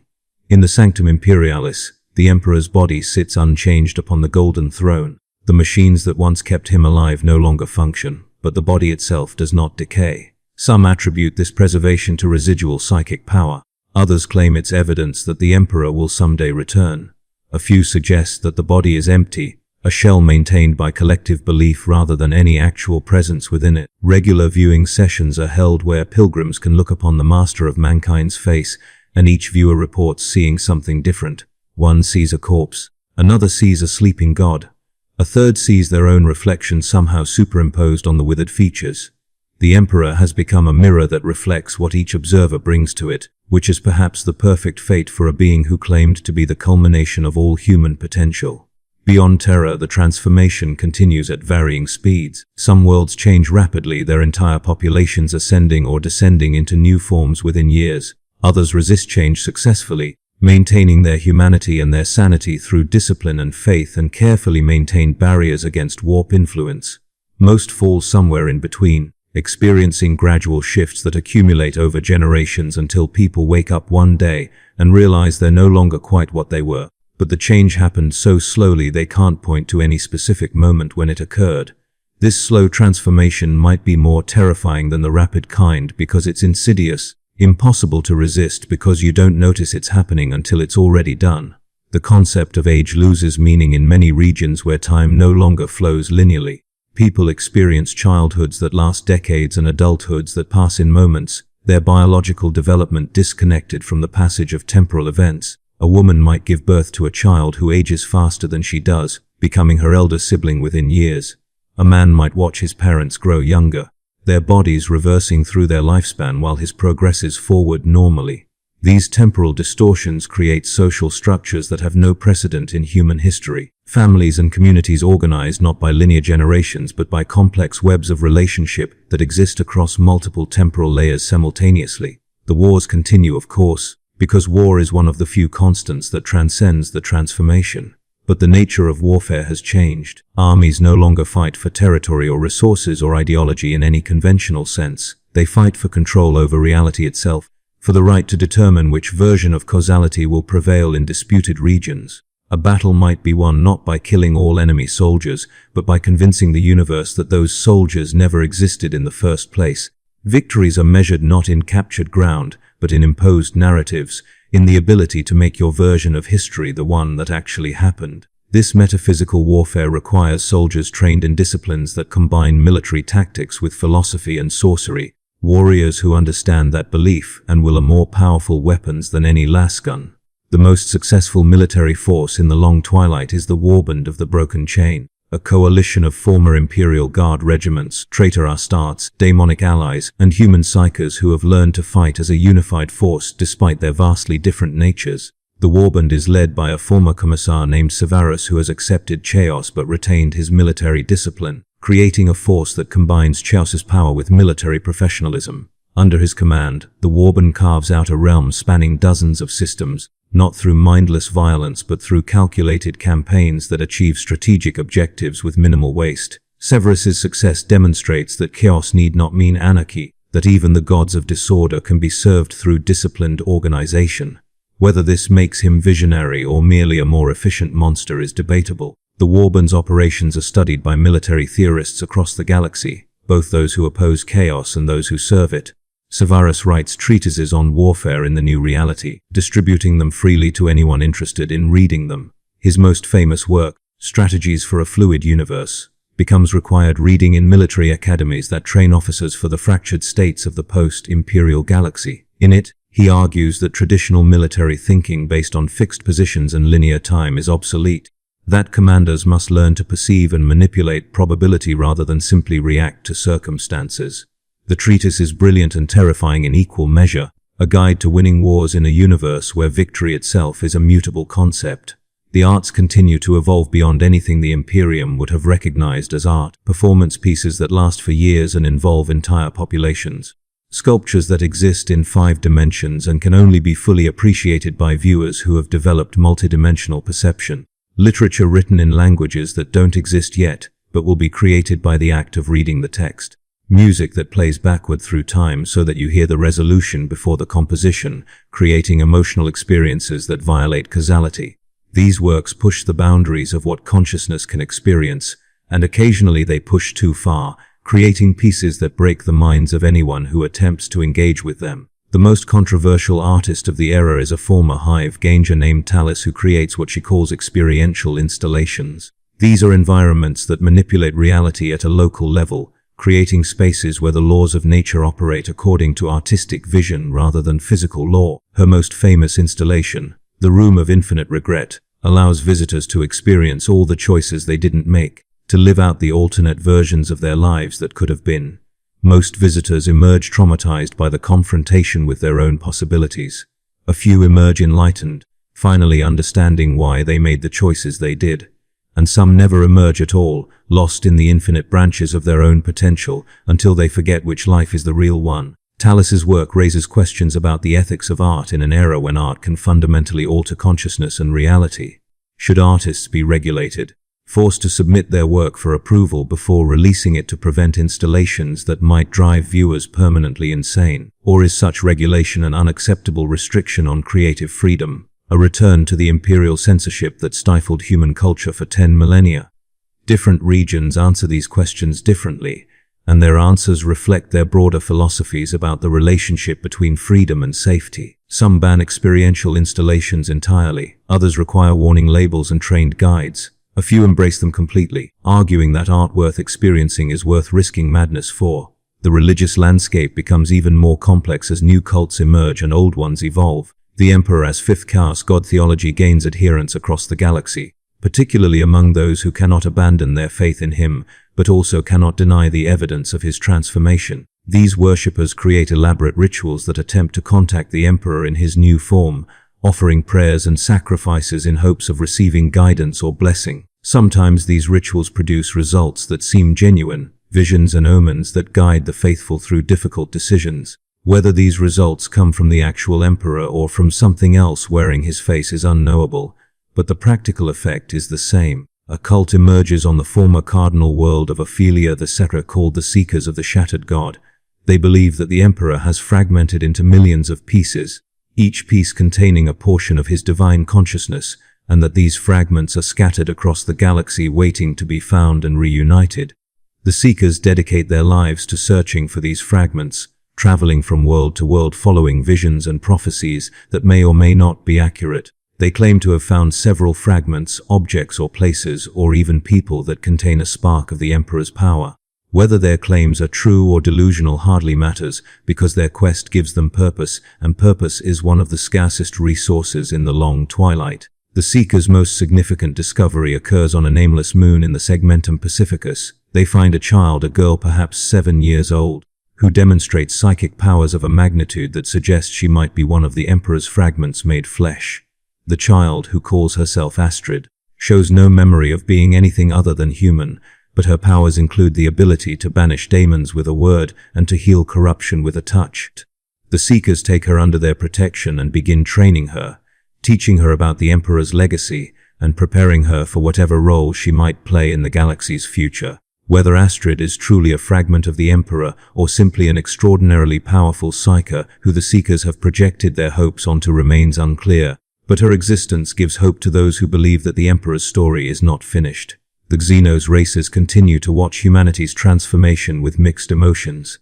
The Eldar, who have millennia of experience living in a post-fall civilization, begin offering guidance to some human factions, not out of altruism but out of pragmatic recognition that a galaxy where humanity has descended into complete chaos, worship would threaten even the craft worlds. Eldar Farseers meet with human leaders in secret, sharing insights about how to maintain civilization in the face of warp corruption. These meetings require both sides to overcome ancient prejudices, but survival makes strange allies, and some of the relationships that form between human and Eldar leaders become genuinely cooperative rather than merely transactional. The Orcs, predictably, are having the time of their lives. The constant warfare and fluid reality make the galaxy perfect for their purposes. Orc warbuses lead massive Ys across the transformed regions, finding that chaos-corrupted humans put up excellent fights. Some Orcs even develop rudimentary warp powers, becoming Orc psychers who channel the Yg energy in ways that blur the line between greenskin shamanism and chaos sorcery. The Orcs don't understand or care about the theological implications of this development. They just know that the wereboys are getting more powerful, and the fights are getting more interesting, and that's all that matters to an Orc. The Necrons, disturbed by the increasing warp presence across the galaxy, begin actively intervening to close warp rifts and stabilize reality in key regions. They have no interest in helping humanity or any organic race, but they recognize that unlimited chaos expansion threatens their own plans for galactic domination. Necron tomb worlds that have slept for millions of years begin awakening. Their warriors marching out to fight daemons with weaponry designed to sever the connection between real space and the warp. These interventions sometimes help human populations survive in regions that would otherwise be consumed by chaos, creating the bizarre situation of humans being saved by ancient Xenos machines that would gladly exterminate them under other circumstances. The Tyranids remain the galaxy's wild card. The hive fleets have adapted to the chaos-corrupted biomass, developing new organisms that can consume and process warp, tainted life without being poisoned by it. These new Tyranid forms are disturbing even by Terranid standards, creatures that exist partially in the warp and feed on psychic energy as well as physical matter. The hive mind seems to be learning, evolving strategies to deal with chaos that suggest it's capable of far more sophisticated thought than most xenobiologists believed possible. Some theorists speculate that the hive mind is itself a kind of god, a divine consciousness born from the collective awareness of quadrillions of organisms, and that the real war is not between humanity and chaos but between the chaos gods and the Tyranid god for control of the galaxy's biomass and psychic potential. On Terra, the Custodian Guard continues to dwindle, not through combat because few dare challenge them directly, but through attrition and quiet departure. Every year, a handful more Golden Warriors walk away from the palace, unable to maintain their vigil in the absence of the master they were created to serve. By the third year, fewer than 9,000 remain, and the gaps in their patrol routes become increasingly obvious. The palace begins to feel less like a fortress and more like a mausoleum, a monument to dead glory maintained by ghosts who cannot accept that their purpose has expired. Captain General Valoris, the highest-ranking custodian, calls the remaining guard together for a conclave. It's the first time in 3 years that all active custodians have gathered in one place, and the sight of so few Golden Warriors in the massive assembly hall that was designed to hold 10 times their number drives home how much has been lost. Valoris speaks plainly, without the formal rhetoric that usually characterizes custodian communication. He tells them that their vigil is ending, that the Emperor will not return, that continuing to guard an empty throne serves no purpose beyond satisfying their own need for meaning. He gives them permission to leave, to find new purposes in the transformed galaxy, to become something other than failed guardians of a dead god. The response is mixed. Some custodians accept Valoris's words with relief, grateful for permission to stop pretending their vigil matters. They remove their armor and walk out of the palace as ordinary men, or as close to ordinary as transhuman warriors can ever be. Others reject his words completely, accusing him of betrayal and heresy. These loyalists declare that they will maintain the vigil regardless of what anyone else does. That duty is not contingent on hope or purpose, but exists as an absolute that transcends circumstances. They return to their posts and continue their patrols, golden statues slowly corroding in the transformed air of Terra. Valoris himself chooses a middle path. He leads a contingent of custodians out of the palace, but not away from Terra. They establish a new base in the transformed hive districts, creating what Valoris calls the Custodian Wanderers. Their new mission is to protect the human populations of Terra from the worst excesses of chaos corruption, to serve as guardians not of a throne or an emperor but of humanity itself. It's a humbler purpose than they were created for, but it's a purpose that actually serves living people rather than dead symbolism. The Wanderers become legends in the hives, golden figures appearing when demonic incursions threaten to overwhelm civilian populations, fighting not for the Emperor's glory but for simple human survival. The galaxy enters a period of uneasy stability. The dramatic transformations of the first years slow down, not because chaos has been defeated or contained, but because the available population and territory have already been largely converted. Further expansion requires conquering regions that have been hardened against warp influence, or negotiating with powers that are strong enough to resist. The Chaos Gods discover that universal victory is less interesting than they anticipated. Without resistance, without struggle, without the tension between order and entropy, their power loses meaning. They begin to understand, dimly and reluctantly, that they need opposition to exist, that a galaxy entirely consumed by chaos would be a galaxy where chaos itself becomes the new order and therefore ceases to be truly chaotic. This realization triggers something unprecedented. The Chaos Gods begin actively preserving some of the resistance strongholds, not out of mercy or respect but out of enlightened self-interest. They ensure that the Fringe Alliance survives because having a coalition that fights against chaos worship provides the conflict that keeps chaos interesting. They allow some Imperial holdouts to endure, because the faith of desperate believers generates more useful emotional energy than the resigned acceptance of populations that have surrendered completely. They even protect certain Xenos races from complete extinction because a galaxy where only chaos exists would be unbearably boring. This divine game, playing filters down to mortal followers who find themselves fighting wars that their gods don't actually want them to win. A Cornate war band is ordered to raid a stronghold but explicitly told not to conquer it completely, to leave enough survivors that it can rebuild and be raided again. A Tianqian cult is instructed to corrupt a government but not overthrow it, to introduce just enough change to keep things interesting, but not so much that stability becomes impossible. These limited victories frustrate the mortals who cannot understand why their gods won't grant them complete triumph, but the gods are playing an infinite game and mortal timescales are irrelevant to them. The long twilight settles into a rhythm. Violence continues but within certain boundaries. Transformation continues but at a sustainable pace. Pockets of resistance persist, their existence tolerated or even covertly supported by the very forces they oppose. Humanity survives, but humanity has become something that no one living in the 41st millennium would recognize as human. Whether this represents evolution or devolution depends entirely on your philosophical framework, and the transformed galaxy has produced thousands of competing frameworks, none of which can claim objective truth. Individual humans navigate this reality as best they can. A mother tries to raise her children with values of compassion and kindness, even though those values seem quaint in a galaxy where survival requires ruthlessness. A soldier maintains his discipline and follows the codes of conduct he was taught, even though those codes were written for a universe that no longer exists. A scholar continues researching history and philosophy, searching for patterns and meanings that might help future generations understand what has happened. These personal acts of resistance or adaptation or simple habit don't change the galaxy's fundamental nature, but they create spaces where something resembling pre-fall humanity can persist, islands of familiarity in an ocean of strangeness. The question that haunts these survivors is whether preservation matters. If humanity as it was in the Imperium is gone forever, if the species has irrevocably transformed into something else, then is trying to preserve the old ways noble or simply delusional? If adaptation is necessary for survival, then is clinging to outdated values courageous or cowardly? These questions have no definitive answers, but asking them becomes a form of resistance in itself, a way of maintaining the capacity for moral reasoning even when morality has become negotiable. Some philosophers argue that the transformation represents humanity's apotheosis, the fulfillment of its true potential. They claim that the Imperium's 10,000-year attempt to deny human nature and suppress human capacity was always doomed to fail, that chaos victory simply allows humanity to become what it was always meant to be. Others argue that the transformation represents humanity's damnation, the loss of everything that made human civilization worth preserving. They claim that power without restraint, freedom without responsibility, and existence without meaning is not evolution but degradation.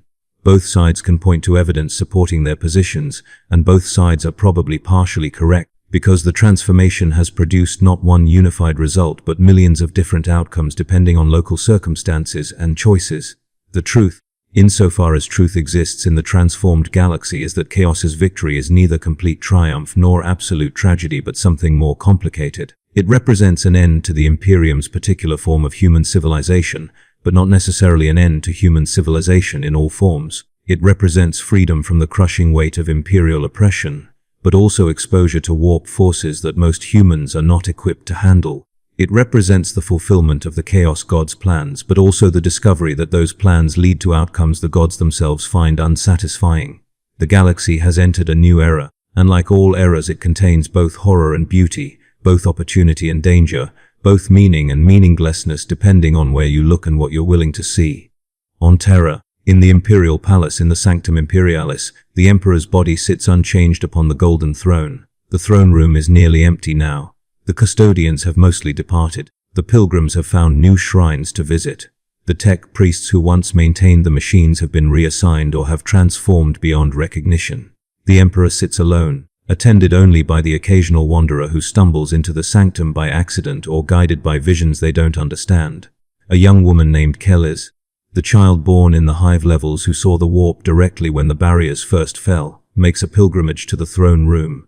She has grown into a powerful psyker, trained in the navigator cults and capable of perceiving reality across multiple dimensions. She stands before the golden throne and looks at the withered corpse of the master of mankind with her ordinary eyes and her warp sight simultaneously. What she sees is impossible to articulate in language, but she tries anyway, speaking her vision aloud to the empty chamber. She sees a corpse that has been dead for 10,000 years, sustained only by machines that no longer function. She sees a god sleeping, gathering strength for a return that may or may not ever come. She sees a fragment of a larger entity, one piece of a consciousness that has splintered and scattered across the galaxy. She sees a mirror that reflects the observer's expectations back at them, having no independent existence beyond what is projected onto it. She sees all of these things simultaneously because in the transformed galaxy, contradictory truths can coexist without resolution. Killer speaks to the corpse god fragment mirror, asking questions she doesn't expect to have answered.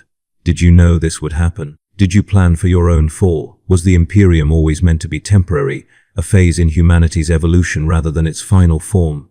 Were you a tyrant or a savior or both or neither? The chamber offers no response except echoes, her voice bouncing off the ancient walls and returning to her transformed by acoustics into something that sounds almost like an answer but carries no actual meaning. She stays for an hour, then leaves, walking back out into the transformed Terra with no more certainty than she arrived with, but somehow feeling that the pilgrimage was necessary anyway. Her experience becomes emblematic of the long twilight itself. Humanity continues to search for meaning, for purpose, for answers to questions that may not have answers. The search itself becomes the point, a way of maintaining human consciousness and identity, even when the content of that identity has fundamentally changed. People tell stories about the past, mixing history and myth until the distinction becomes meaningless. They make plans for the future, even though the future is less predictable than it has ever been.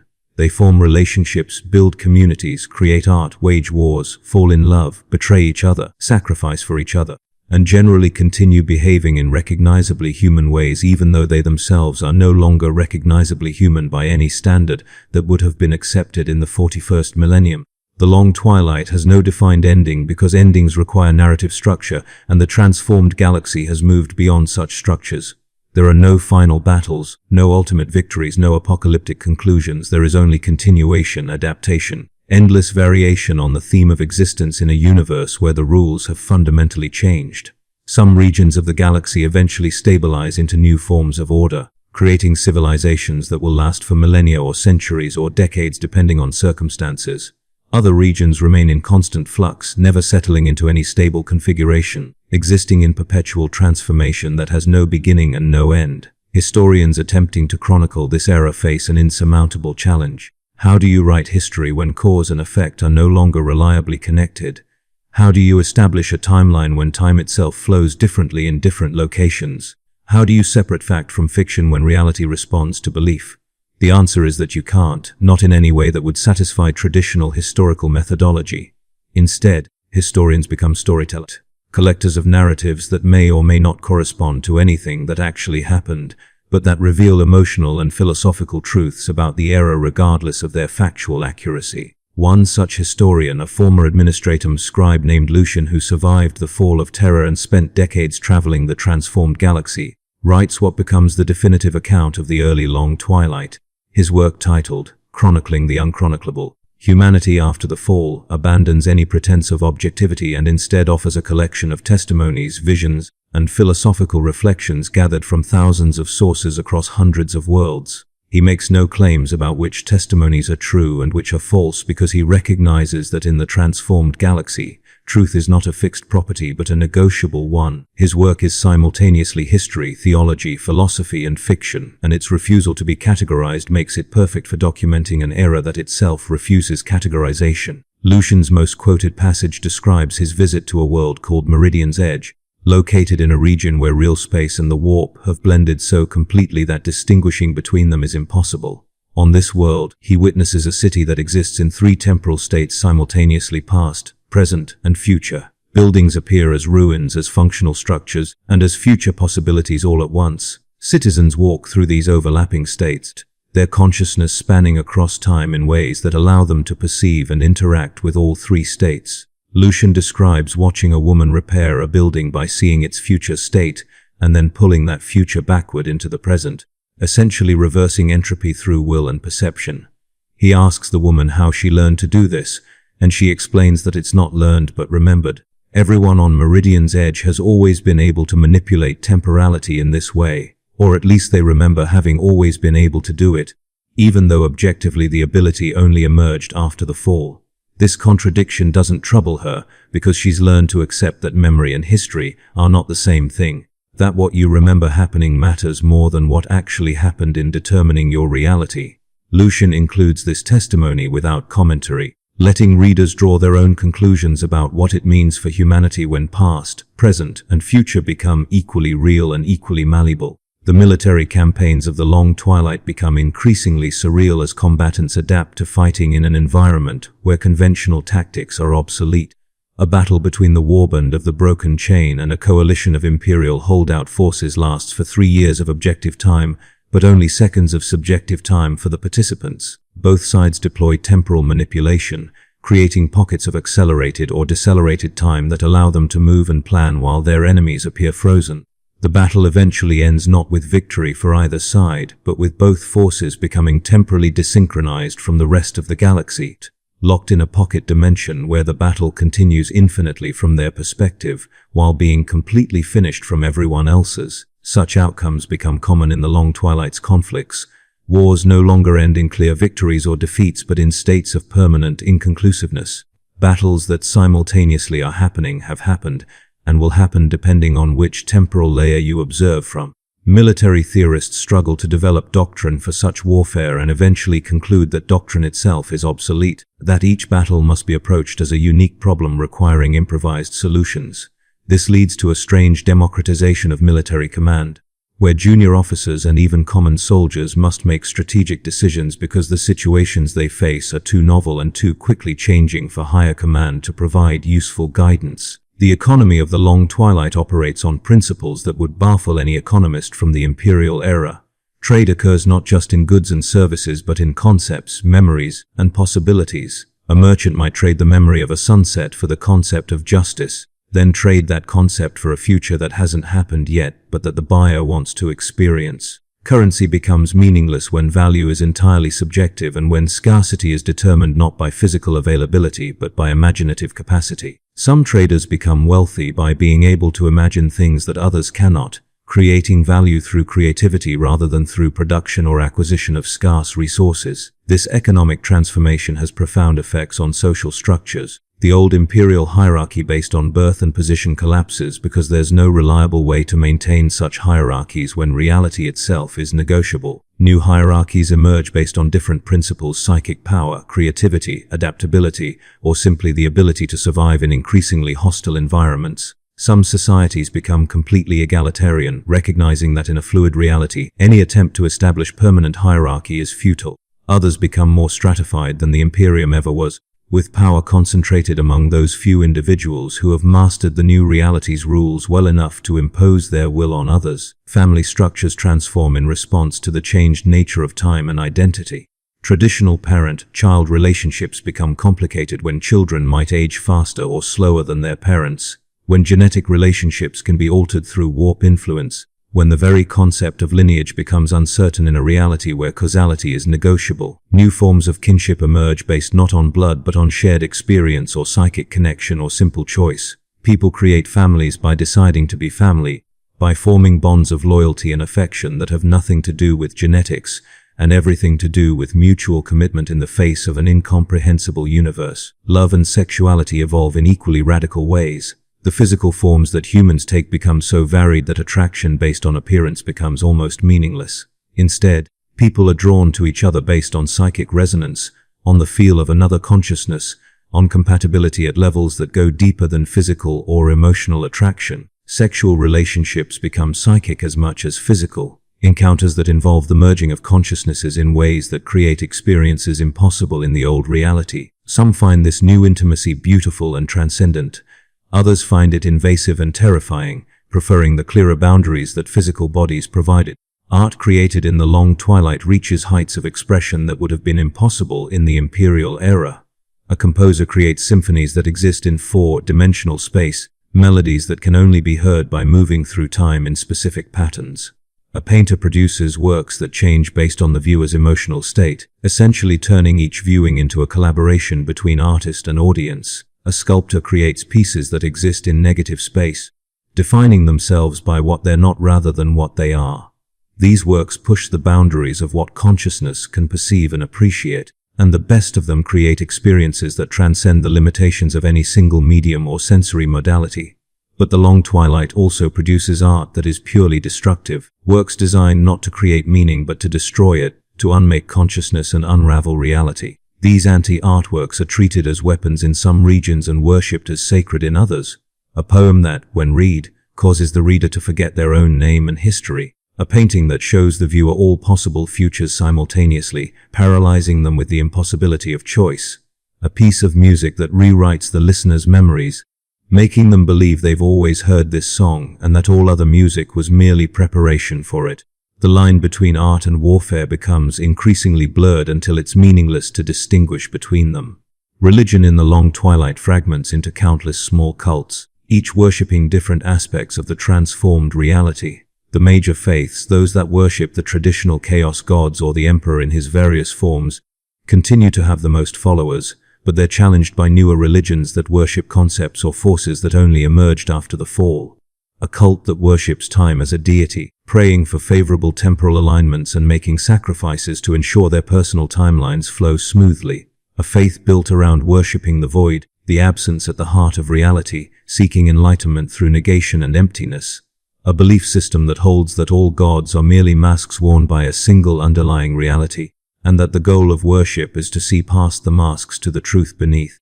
These new religions attract followers who are dissatisfied with the traditional options but still need something to believe in, some framework for understanding their existence.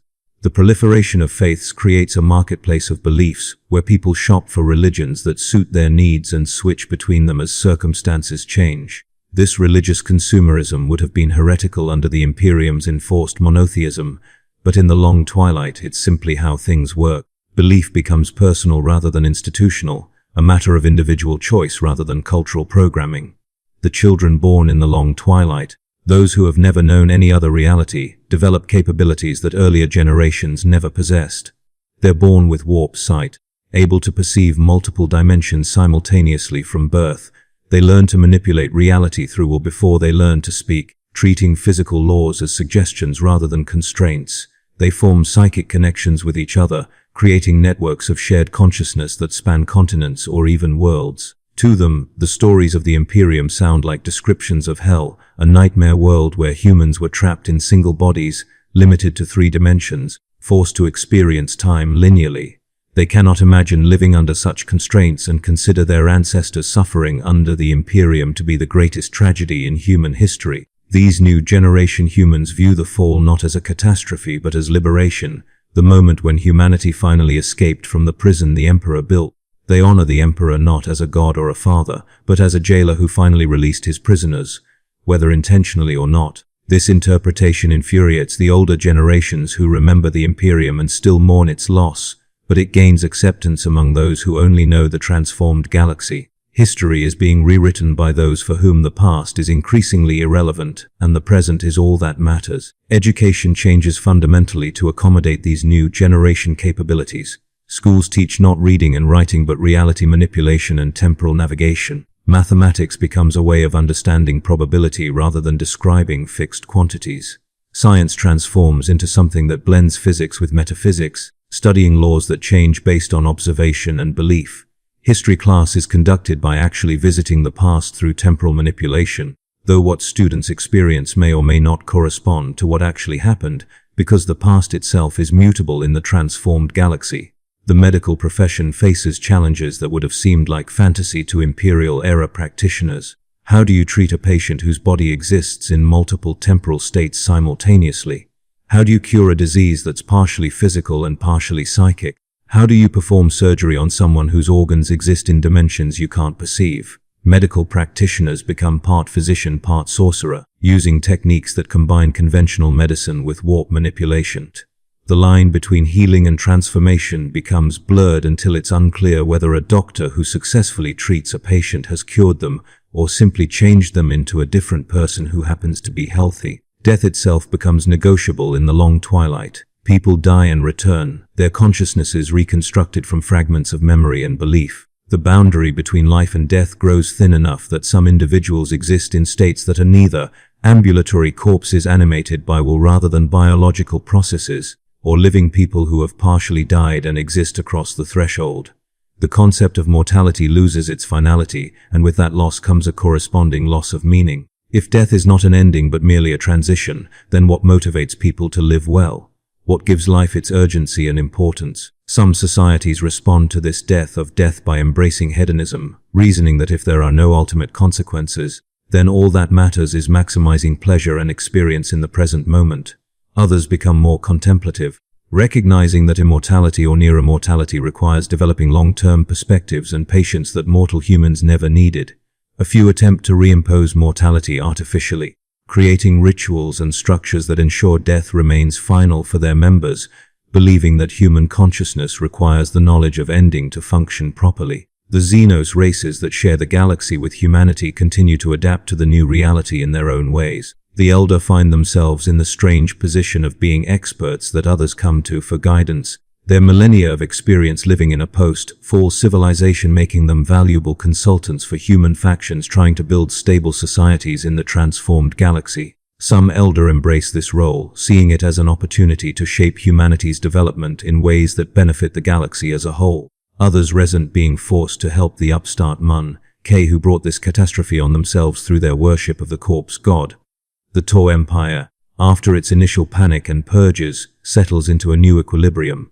They've learned that their philosophy of the greater good is not inherently incompatible with chaos. Merely with uncontrolled chaos, they develop protocols for managing warp influence, creating institutions that channel chaos energies toward productive ends while containing their destructive aspects. Whether this represents genuine understanding or just sophisticated self-deception is debatable, but it works well enough that the Tor remain one of the more stable civilizations in the galaxy.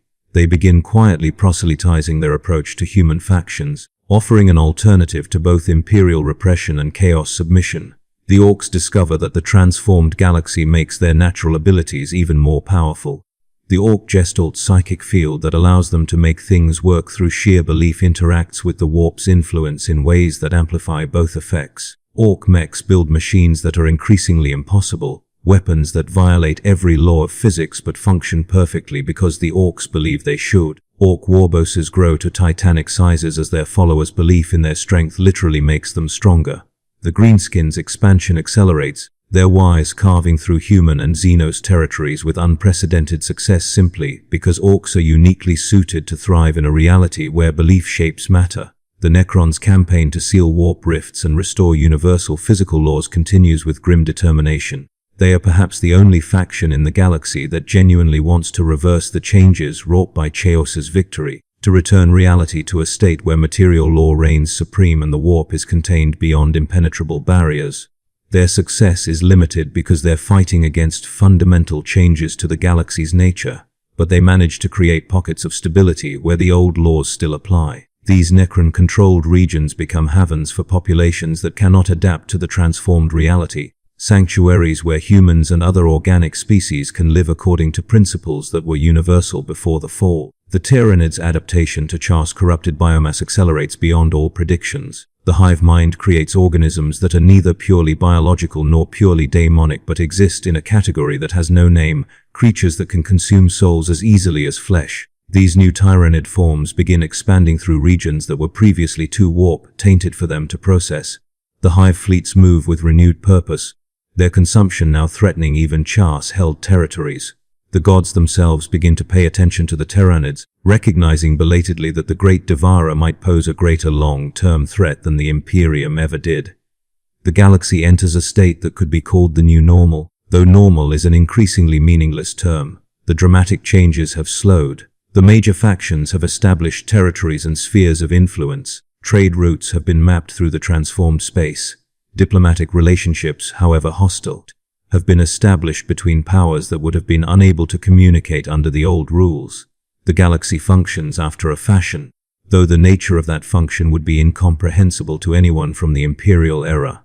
On Terra, in the depths of the hive levels, A community has formed around the principle of maintaining pure baseline humanity. They call themselves the Unchanged, and their founding document declares that they will preserve humanity as it was before the fall, refusing all genetic modification, psychic enhancement, or warp taint. The Unchanged community numbers perhaps 10,000 souls, a vanishingly small fraction of Terra's population, but they maintain their principles with fanatical dedication. They raise their children in sealed environments where warp influence is blocked as completely as possible. They teach the old languages and customs. They preserve art and literature from the Imperial era. They are living museums, embodiments of a humanity that the rest of the galaxy has moved beyond. The Unchanged know they're fighting a losing battle. Every year, some members leave the community, unable to resist the transformed galaxy's pull, drawn by the promise of power or freedom or simply curiosity about what lies beyond their walls. Every year, fewer children are born because the sealed environment and limited gene pool make reproduction increasingly difficult. The community's founders calculate that at current rates, they'll be extinct within 3 generations. But they persist anyway because preservation matters to them even if success is impossible, because the act of resistance has value even when resistance accomplishes nothing. An old woman named Miriam, one of the Unchanged community's founders, sits with her great-granddaughter and tries to explain why they maintain this vigil. The child asks why they don't just adapt like everyone else, why they cling to a past that everyone agrees is dead. Miriam struggles to answer because the truth is that she doesn't really know anymore. She started this community out of love for the humanity she remembered from before the fall, but that humanity has been dead for years now, and she's forced to admit that maybe it deserved to die. Maybe the Imperium was as monstrous as the transformed galaxy, just in different ways. Maybe refusing to adapt is not noble but simply stubborn. But then Miriam looks at her great-granddaughter, this child who has been raised with love and discipline and education, who has been taught to think critically and choose morally and value others, and she realizes why the Unchanged matter, not because they preserve some absolute truth about humanity, but because they demonstrate that choice is possible. The rest of the galaxy has surrendered to the transformation, accepted it as inevitable, stopped resisting. The Unchanged prove that resistance remains possible even if futile, that humans can still choose to be what they want to be rather than what the warp makes them. That choice, that agency, might be the only truly human quality left worth preserving. She tells her great-granddaughter this, and the child considers it seriously before asking one more question. If we disappear, if the Unchanged go extinct, will anyone remember that we tried? Miriam doesn't know how to answer that because the transformed galaxy's relationship with memory and history is too complicated for simple yes or no responses. Memory itself is mutable now. History rewrites itself. The past changes based on who's remembering it. So maybe they'll be remembered, or maybe they'll be forgotten, or maybe they'll be remembered as something they never were.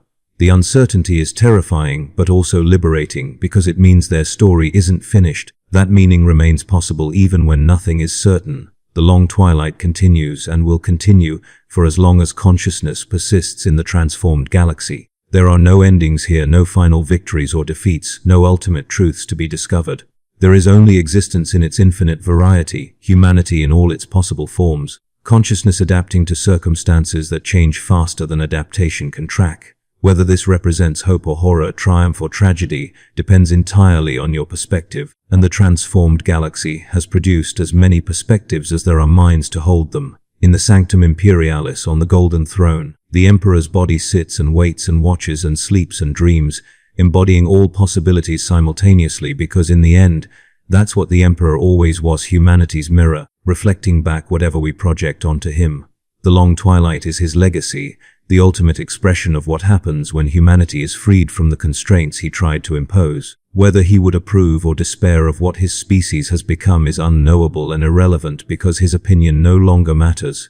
Humanity has moved beyond needing his approval. And so the galaxy turns and life continues in forms beyond counting, and the question of what it means to be human receives new answers every day, and none of them are wrong because there is no longer any authority to declare what's right.